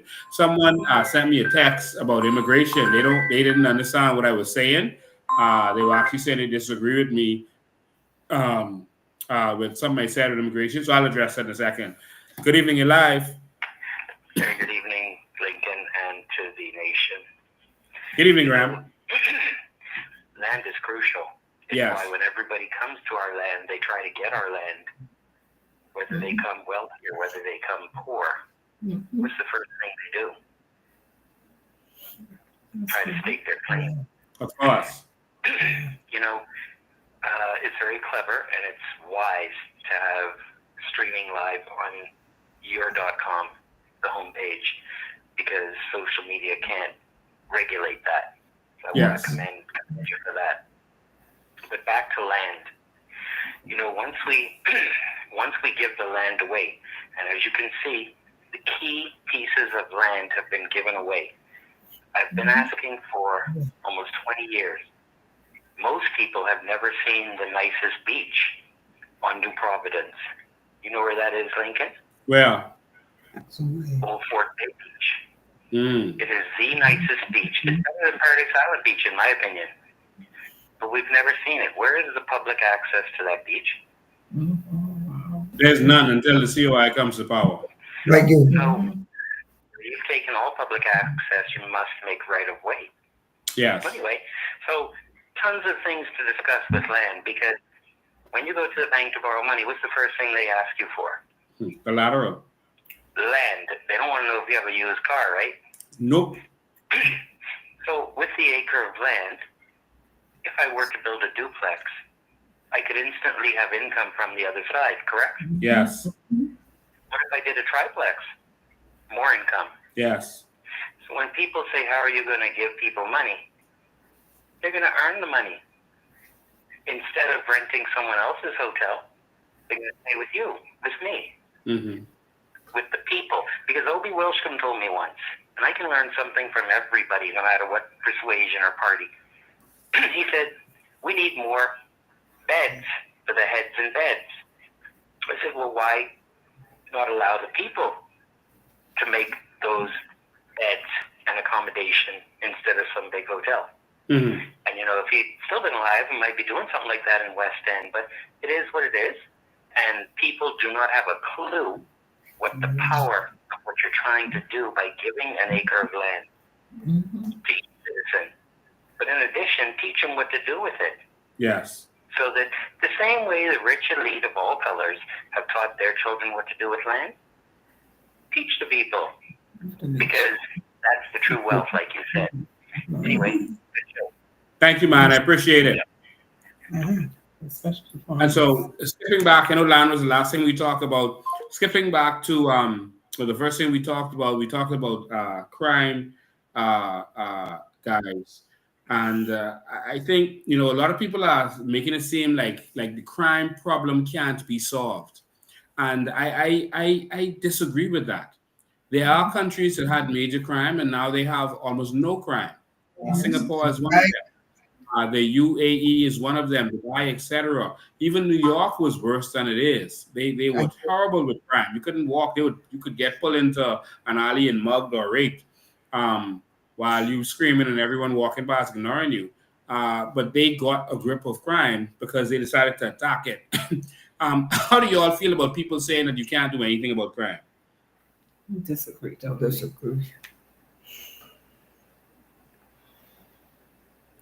Ladies, either one of you, how do you feel about people saying that we can't do anything about crime? Lincoln, We both totally disagree. we disagree. We And put things in place to persuade people. yeah, Lincoln, one of my issues is that if they keep saying that means the crime in this country is going to continue to multiply. There are ways and means for crime to be curbed in this country. And as you're aware, I used to live in New York City, and I have several cousins on the law enforcement agencies in United States of America, and the crime rate was high in New York City, but they came up with a lot of preventive measures. Their CCTV camera, they was able to curb the crime from where it used to be to now. It is safer to go to New York City now, and I want to tell the Bahamian people, I used to live in Harlem in New York City, where the crime was so high. And my cousin, those joined the police force over there, correctional officers, and they came up with preventive measures to decrease that crime by using all this technology that we, COI, is going to implement. So for them to tell us that crime is not going to decrease, no, we have to try. We have to try, Lincoln, on what is going to happen. Yes. If we say that means every criminal go walk out in the streets and have a gun and shoot somebody in broad daylight, and we can say, oh, we don't have no solutions. The solutions are there. Other countries went through the same thing, and they had to come up with solutions. Even the FBI and the CIA, what they did, when the criminals went, how could we beat this next criminal? Let's come up with a plan. Lincoln, All right, let's go to the phone lines. Oh, go ahead, Donna, first. Go ahead. Go ahead, Donna. I just want to say this. Yeah. One of the things that contribute to high crime rate is poverty. We have to look at addressing poverty and then stiffen the penalties for persons who continue to commit crime. Thank you. Okay, we lost the first caller. We go to the second caller. Caller, second caller, you're live. No, I don't. Yes, it is I, the whole property. Go ahead. Given my 5 cents on this crime situation. Yes.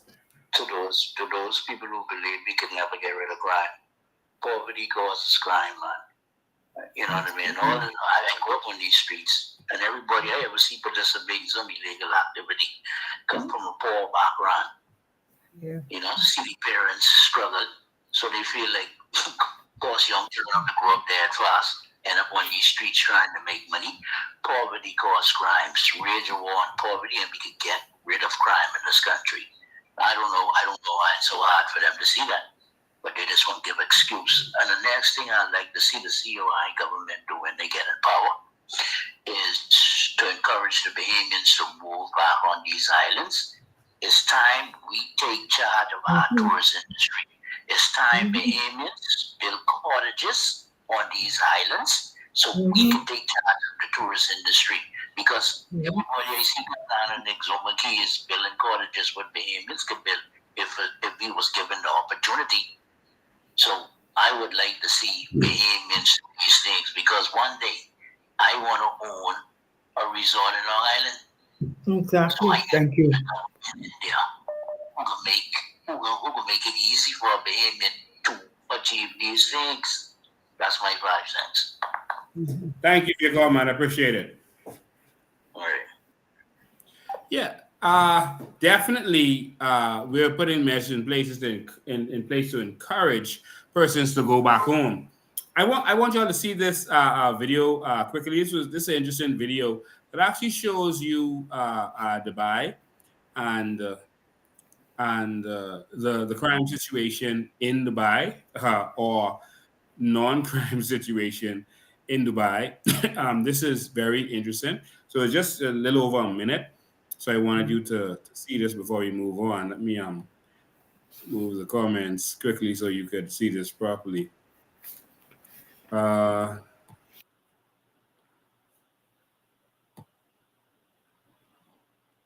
Yeah, so this is a video someone did as they went to Dubai. You're most likely to hear these basic travel tips. Do not walk alone at night. Make sure you look up your valuable belongings. Use ATMs during the day. Put your wallet in your front pocket. But would you do this in Dubai?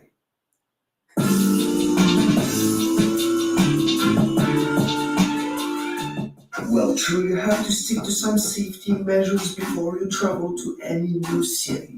But here in Dubai, things are a little bit different. It is safe that you can walk out by yourself at 3 a.m. in the morning without worries of being robbed by strangers. It is safe that almost all the shops here don't need to have a roller shutter to close their doors for protection against theft. Look at how this shop is closed. Just look at chairs. I'm sorry, I have to zoom this in for you to actually see this. This is a shop, and there's no door on the shop. They just put a chair there so you can see that they're closed. But the part where you walk in is literally just a chair. They have stores with no doors all over Dubai. See this small library, for example. It is without a salesman and works with trust. If you want to buy a book, all what you need to do is pay the required amount in this small blue box and simply walk away with your book. The city has one of the lowest crime rates in the world. And if you are visiting for the first time, crime is the last thing to worry about.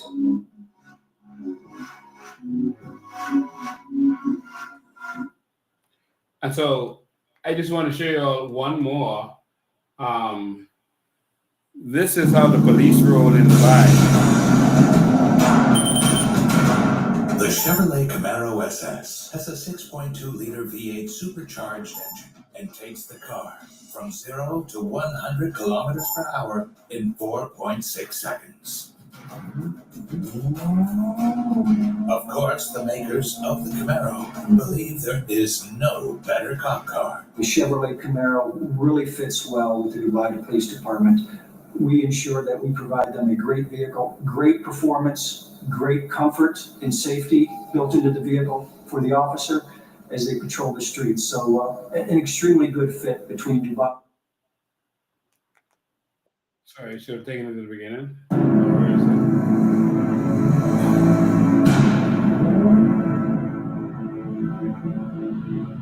These are were not normal police cars, because this is not a normal city. Again, news from Dubai has hit the world.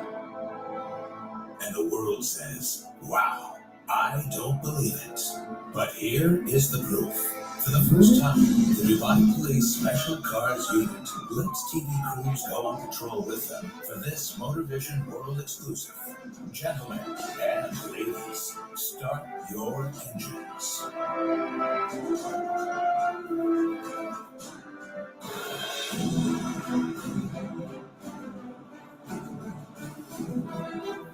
These two gentlemen are Jason and Mohammed, members of the Dubai Police Force, on their way to their patrol car, a Chevrolet Camaro SS. Before it went on its first cruise, the Dubai Police equipped the Camaro with a computer, so the officers on patrol. So I just wanted you to see this. So that's a Chevy Camaro they're talking about, but they're also driving in Lamborghinis and Bugattis and all manner of vehicles. It's mind blowing. it's mind blowing. All right. So, and I wanted you to also see they don't literally you go to buy books and you just put the money in the box. There's no one working there, and they have stores, automated stores all over Dubai now. We can change this country, man. You just have to change the mindset of the people, and you just have to have the proper laws in place and the proper enforcement. I think that it can be done. Let me get our lawyers back on here. Ladies, what do y'all think about what y'all just saw in Dubai, where they don't even have doors on some of the stores? Amazing. We could get there. We could get there with the COI. We could get there. We're going to get there because see, once you empower your people, right? They have no need to steal. If you are benefiting from your country and you could lose that, get your pay garnished, et cetera, if you could lose that by messing up, no one is going to want to be the one to mess that up. Yeah. I call it, when I was in the retail business, I call it the clean bathroom syndrome. A clean bathroom always stays clean because no one wants to be the one to go in there and wet the seat and leave it that way. They don't want to be the one to throw the tissue on the ground. If they meet the bathroom clean, they're going to clean that up before they come out of there. And so no one is going to want to mess up a good thing. Once people see that we can deliver on what we promise, no one is going to want to be the one through corruption or any other means to mess that up for the Bahamian people. Let's go to phone lines. Call you live. Yes, I just learned, Lincoln, have you all heard about El Salvador ridding their crime? They were one of the most wickedest country with crime. And yes. I just learned El Salvador did it in a matter of 2 years. They had the worst gangsters. I mean, they rid it, and the guy was being interviewed by a reporter from America, and was asked, "How did y'all do it?" And the president, he said, "You know, there came a time we didn't know what to do, but we gathered together and we prayed and asked God for wisdom." And he said, from then on, the wisdom was coming, and they start putting things in place, and they rid themselves of all crime. Have you heard about that? Yes, the president is called Bukele, and he's a very young man. He wears a beard, and that's all over the world. People start going to voting in younger people. The older people are just failing and messing up the system. So So he has other people on his cabinet, etc., who are older people. But in terms of the leader with the vision, all over the world, everywhere, they started putting in younger persons so that you can get change. That's normally how you get change.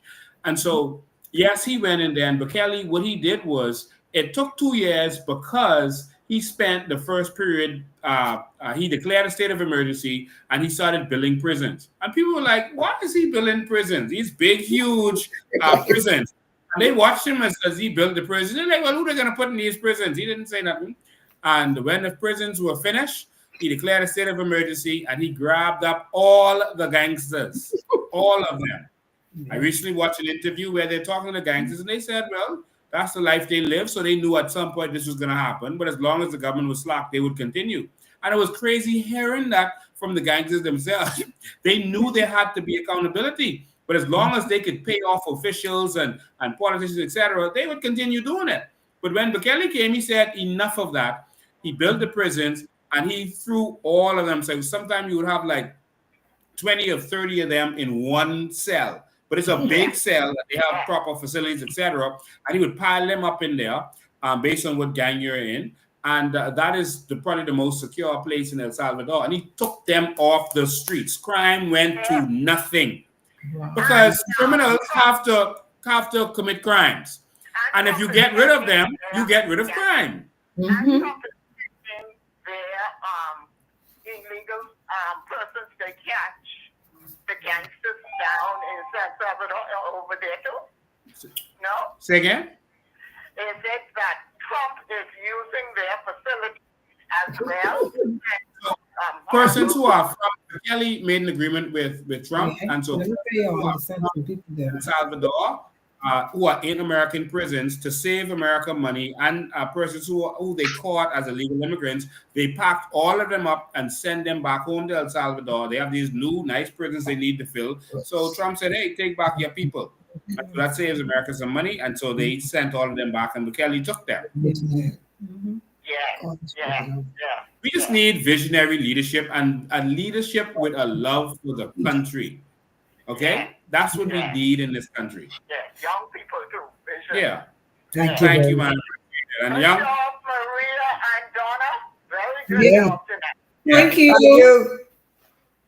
And so, I heard Pinta telling Brave Davis that he's also from Cat Island, but Brave is some old bite, needs some new bite. I just want Pinta to know that he isn't new. All right, Pinta, you're new. You've been around from 1997. You ran. You were rejected until 2017. 20 years Pinta was trying to get in, and he was rejected. He's not new to politics. He's been around politics a very long time. So from 1997, Pintard was running. All right. So Pintard, I'm in my 40s. I'll still be in my 40s at the next general election. Pintard, you make a good MP, but in terms of leadership with new vision for this country, we need a younger voice and younger vision. All right. Thank you. Because Pintard is in his 60s. I think he's 62 or something. I don't know. Call you live. Go ahead. Hello. Yes. Is this Mr. Bain? Yes, you're live. How are you doing? I'm alive. You're alive. I want you to be alive. Go ahead, caller. You're live. I got the number from Bishop. I call him my bishop, Ricardo Johnson. We're live on my show, you know. Okay. Can you please tell me when you're not? Okay. Yeah, Bishop didn't tell you I'm live Sunday, every Sunday. All right, man. See you later. Okay. All right. And so someone had called me and they were saying that they misunderstood. And that's dealing with immigration, because some people are so intense and angry about it that any little thing they misunderstand. Because they just want everyone gone and they don't care about anything else. It's just black or white. They just want them gone and that's it. And they don't hear nothing else. And I feel the same way. And I'm the one out there sacrificing. I didn't spend days in jail fighting over this immigration thing. So for anyone who thinks that they don't agree with me on the way I feel we should deal with it, of course, nothing is written in stone, but we'll take anyone's advice. But I'm out there fighting to make sure this happens. I'm spending my money jumping on the plane to go to the Family Islands to make sure that we know what's happening with Johnny down, etc. And so we have been sacrificing to make this happen. And so, like I said, those persons that turn themselves in, they're not going to be regularized in terms of getting any papers, etc. They're not going to be regularized in terms of getting any citizenship. But what we're saying is, if those persons don't have, if they are working for a company in this country and they have that company is able to let me go to the phone lines first before I finish. Go ahead, caller. Call you live. Hi, Mr. Bain. Yes. Can you hear me? I was actually a little puzzled about what you said. Yes. Now, you know I listen to everything. Mm-hmm. And it isn't an emotional thing to me because this is how I see it, okay? Yes. For too long, far too long, both governments have called for migrants from Haiti who continually break our border laws. Last week. Yes. That's 60 years later. And no Haitian leader has allowed them, or no Haitian leader has taken responsibility for their people. Whether they come to the Bahamas illegally or legal, they are responsible adults when they make a decision to take the job under the table, over the table. That's their personal responsibility. Yes. When they come to our country, they must respect our laws. They've been doing certain things. Migrants coming in illegally to our country up to last week. That's 60 years later. Yes. That's a lot of tax dollars, a lot of earnings, and has taken the responsibility for their people. I am okay with that. Because, let me tell you why. When they come to the country illegal, then they want to say they're stateless, which they're not. But they travel back and forth. They travel more most Bahamians. Then they want to take our land. Then they want to vote in our election. Then they want to tell us in our face there's more of them than us. And you think we're not going to get upset about that? I'm livid. And why should we reward them? Reward them for what? How long we've been asking them to do what's right by our Bahamian laws. You do not reward illegalism. You do not regularize them. Because if that's the case, you might as well get the drug dealers to bring the guns. Your good thoughts, of course, every gun you bring in. But we're not going to send you to jail. And that's the problem I'm having right now. Okay, let me help you. Okay, just stay on the line. Let me help you understand this. Let's talk through this, so you can make sure you understand what I'm saying. I'm not saying people shouldn't be livid because I am livid. People call us angry because they see us out there in the hot sun protesting and speaking loudly about this, and I get the flack for people saying that I'm xenophobic, etc., etc. So don't get me wrong and don't misunderstand what I'm saying.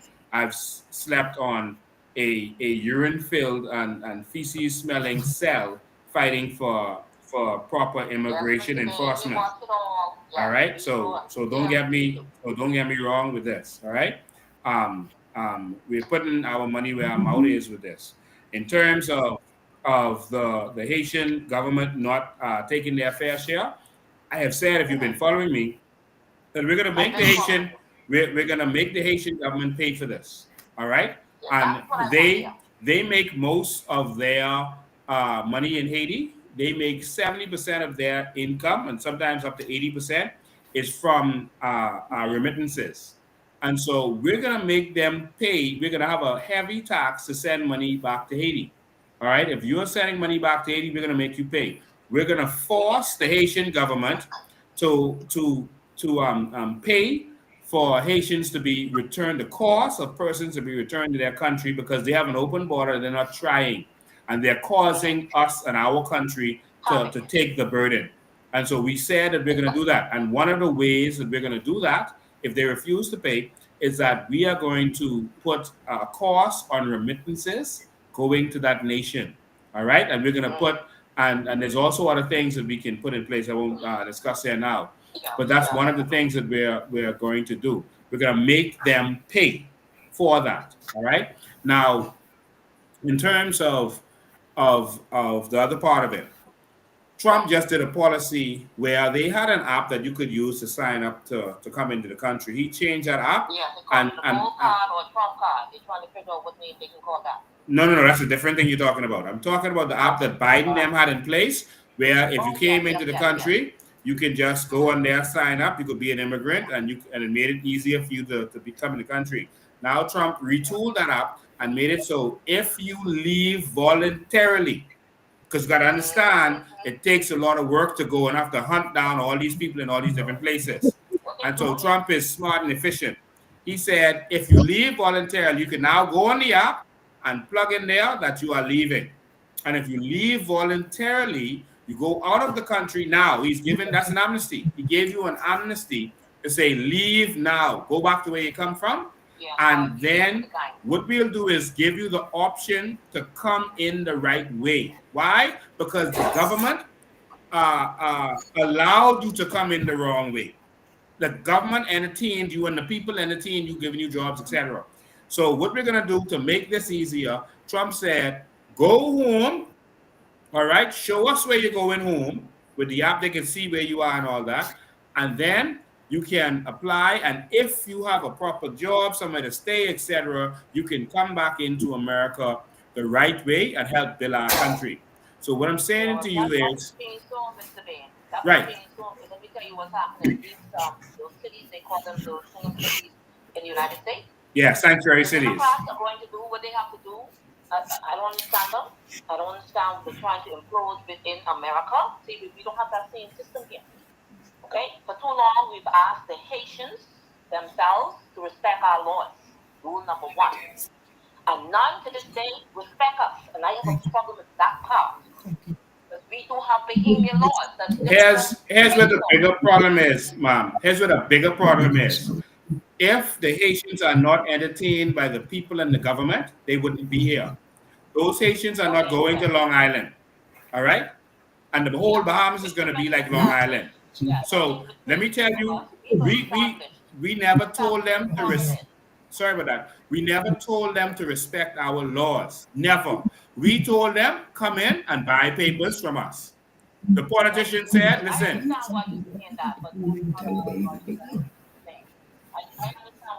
Right. And that is the solution I'm giving you. It's quicker to let persons have an incentive to come and turn themselves in than to just say, we can send a couple of immigration officers in the bush to go find all these people. Okay. I've seen that process. I was a police officer. I've seen those people break off running in the bush, and the immigration just put their hand and say, well, we can't catch them.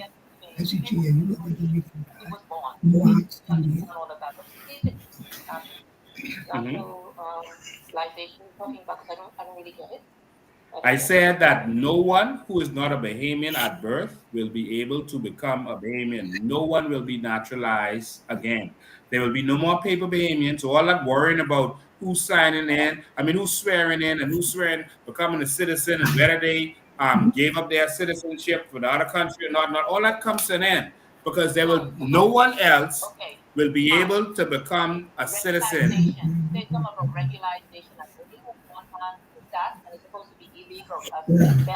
No, you're misunderstanding what I'm saying. Okay. I said, so just like Trump said, those persons who voluntarily come forward to leave the country, those persons will have an opportunity to be able to come back the proper way. That's an incentive for persons to turn themselves in and get out of our country. All right? The opportunity is not an automatic, because when you come back, you have to have a job that Bahamians can't get or don't want, and you have to have somewhere proper to live. All right? That ain't an automatic, you can come back. Okay, Mr. Bain, thank you for explaining to me. I appreciate that. But should we be, the Bahamians, the patriotic Bahamians, be the ones to choose whom we want to come to our country to work? Yes. From here on in. Yes. Because that's what we need to stipulate, and that's what we need to be firm on, because for far too long, this has escalated into something completely different now. And now we got to deal with them from the illegal passports, come trying to vote in our election. We got to get sharp on this, sharp on that. There's too many different facets, and it's just that door is going to close when the COI gets in. You won't have to worry about foreigners coming in here to vote, etc., etc. Not I'm everything. sorry, Listen, Mr. Bain. This is what I'm concerned because for far too long, if the COI did not stand up on this topic and take it over, we're gonna have bigger problems. And we have Ms. Maria Daxon talking about criminalities. Well, you think it's bad now. There's gonna be a whole nother wave of criminality. And that's what I want to say. I don't understand how. If we Well, of course, you're dealing with a different generation of Haitians coming into our country. Yes, when we had the Haitians from 60 years ago, completely different people. Yes, of course. That's all I want to say.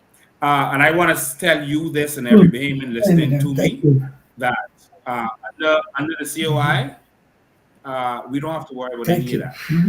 All right? Not everything I can announce. That panel, Mr. Bain. Say again? I will be working on that panel. Awesome. They are working on that panel. Awesome. Okay? And you'll be welcome to be there. But we won't have to worry about any illegal immigration in this country again. Those days are over. All right? Thank you. Right. So, yeah. So, and I feel the same way that she feels. Our country has been overrun. It bothers me when I hear young men saying they can't get a job because other people from other countries are getting jobs and the opportunities. And now they're saying that these people are, the Chinese are buying up all the buildings. Haitian immigrants are buying up all the houses. Jamaicans getting all the mechanic jobs, et cetera, et cetera. Bahamians are being blocked out in our own country, and this is why we have to empower our Bahamians. All right? This is why we have to. And so this is the fight that I've been fighting, and this is the fight that I will continue to fight. And I thank everyone who has been standing up and fighting with me. It's very important that we continue to have our sovereignty. Let's go back to the phone lines. Call you live. We only got like 4 minutes. Maria Daxon, this is just for the police officers. I know that the COI would put in place great insurances for those police officers because it's time for these frying chicken and things to try to deal with people's health or for the hospital bill that need to be done away with. The police, it's not just that individual, that police have family members, so we need to ensure that they have great insurance so that their families will be taken care of. Thank you for your time. Thank you too. All citizens are going to have free health care in this country. It is doable. The research has already been done by past governments and this government and us. It is very doable. There's only 200,000 of us. My Lord. Yeah. You know, and I always tell people that's about the amount of people that work for Google. I mean, our adults population, some companies have more than that working for them, and they can manage that properly. I mean, come on, man. For God's sake. Come on. We got to get this place right. But we got to move forward. All right? Ladies, we got a short time. Any last words you want to say about these issues or and to your constituents? Good night, my fellow Bahamians, and to the good people of Bamboo Town. Tonight, I want to thank every Bahamian for watching and all the people of Bamboo Town. And we, the COI, we have the plan and the vision to curb this crime rate in this country when we are elected to power. All boots on the ground. We're going to have the community. We're going to be speaking to the law enforcement agency. And for sure, I can assure you, we will bring in the CCTV camera system in this country to assist us in curbing this crime in this country. Good night, my fellow Bahamians, and good night to the people of Bamboo Town. Good night, everybody. It was a pleasure being here this evening, and it's COI or nothing. Thank you all so much, and we appreciate y'all being here. Ladies and gentlemen, I just want to say that the issues we covered today was 3 strong and important areas. Crime. We're going to fight crime. We're going to end the corruption in this country. Go read our crime plan. We talked about immigration, which is a serious situation. We are going to get immigration under control. We're going to get immigration under control. That is a guarantee. And we're going to fix this nation. All right. Again, we have to have foreigners come here and work with us to build this country, but we want you to come here the right way. All right. As simple as that. We also talk about land. There's so much more to talk about with land, but we're going to leave it there for now. But just know that we're going to empower you. You can have a proper land registry. A lot of people don't know what that means. We don't have a proper land registry now in the Bahamas. Of course, that's because the powers that be won't be able to thief land. So that's why they're doing that. And so we're going to have a proper land registry. I saw a video of, before we go, of Philip Brave Davis talking, I guess, to these people and to some Asian people. This disturbs me when Bahamians don't have access to him, but foreigners do. This is the last thing I want you to see before we go. And so, I've committed myself to take on the issues in Haiti, along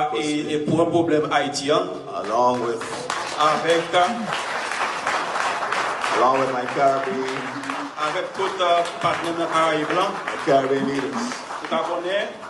And we have been non-stop and unsleeping. And we're working day in and day to solve it. It has to be a Haitian problem solved by Haitian solution. Son problème pour qu'il résout par haïtien nous-mêmes. So I call on each and every one of you here to hold my hand as we continue to speak truth to those whose interest is not really Haiti, but their own self-interest. We continue to fight, and I know that I'll be there for you.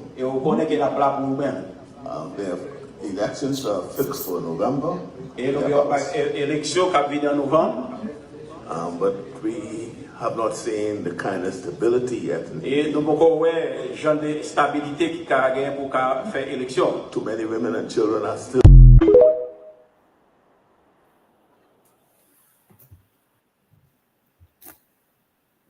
Good evening, Elizabeth. Good night, everybody. Those treasonous actions make they me sick. It's treasonous. Thank you very much. My God. My God. But I'm going to tell all of you Bahamians that I'm a Bahamian. I'm proud to be a Bahamian.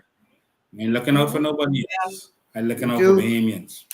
And all of the candidates who are now running with the COI are proud Bahamians who are looking out for Bahamians. Yes.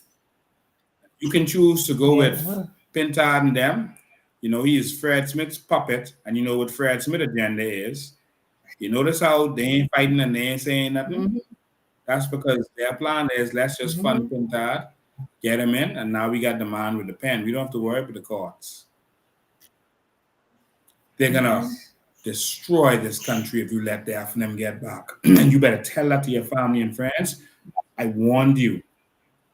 If you don't listen, if you let these FNM fools get in there, Pintard them was fighting to make sure the Haitians had their way. They couldn't touch them. What you think is going to happen?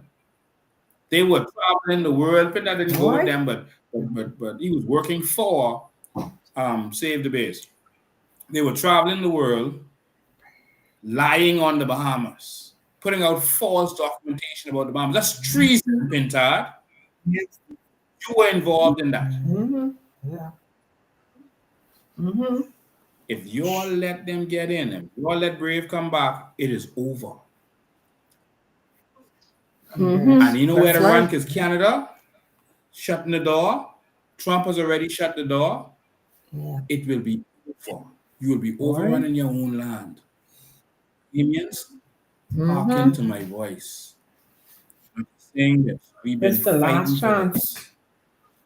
Hearken to my voice. If the COI does not win this election, by the next election, not this one, we will be outnumbered. Majority rules. Now, you could love your party over your country, over yourself and your children. That's on you. But if the PLP or the FNM gets in, it's done for Bain. That's it. It's over. Ladies and gentlemen, I want to thank you all for tuning in today. Go and read our vision. They're still uploading more on there. So please go and read them and contribute. You're able to contribute. This is the first vision that the people have been able to contribute to. And we're doing these lives every Sunday to make sure that you can call in and contribute, ask questions, and do just what the lady did earlier. Ask your questions, say what part of it you like or don't understand. That's the purpose for all of this. And so we appreciate you. My people of Pinewood, we're out there fighting for you. We love you. I'm a Pinewood man, and we're going to have the relief. We're going to have the relief. Vote for change. Don't let them bamboozle you again. They keep swinging you, just sending someone saying, vote for them, vote for them, vote for them. And you get swinging every single time, and you have to run them. Let's try something different this time. Let's vote for Pinewood. Solve these problems. All right. So, ladies and gentlemen, thank you all. We appreciate you all. We did just over 2.5 hours today. Thank you all, ladies, for taking time out of your busy schedule. I know y'all got a million court cases to prepare for, and y'all sitting there so patient. I know y'all just thinking, but I all need to get back and turn that desk. But God bless you all, and see you soon. Thank you, Bahamas. God bless you. Thank you. God bless you.